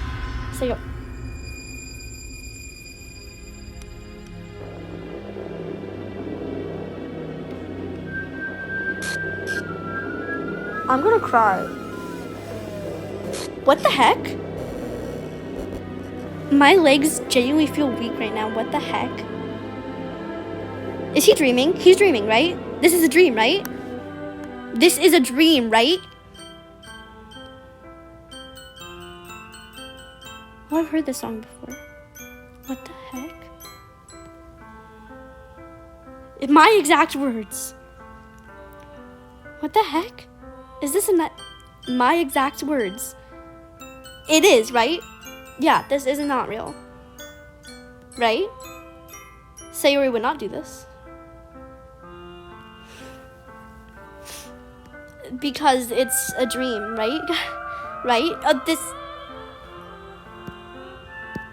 told Sayori I'd be there for her. I told her I know what's best and that everything will be okay. Then why would she do this? How could I be so helpless? What did I do wrong? Confessing to her. I shouldn't have confessed to her. It's not what Sayori needed at all. She even told me how painful it is for others to care about her. Then why did I confess to her and make her feel even worse? Why was I so selfish? This is my fault. My swarming thoughts keep telling me everything I could have done to prevent this. If I just spent more time with her, walked her to school, and remained friends with her like it always has been, then I could have prevented this. I know I could have prevented this. Screw the literature club. Screw the festival. I just lost my best friend. Someone I grew up with. She's gone forever now. Nothing I do can bring her back. This isn't some game where I can reset and try something different. I had only one chance and I wasn't careful enough. And now I'll carry this guilt with me until I die. Nothing in my life is more worth than hers. But I still couldn't do what she needed from me. And now, I can never take it back. Never, never, never, never, never.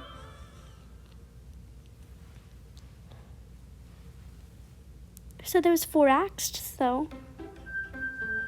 What the heck? Oh my god!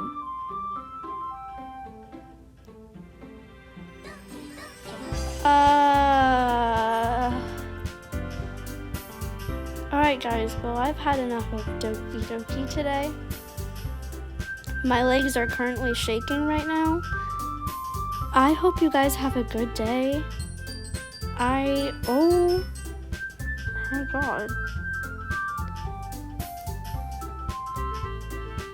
Alright guys, well I'm just gonna end the video. I really don't know how to have an outro here. I'm gonna go cry in my room for 10 hours.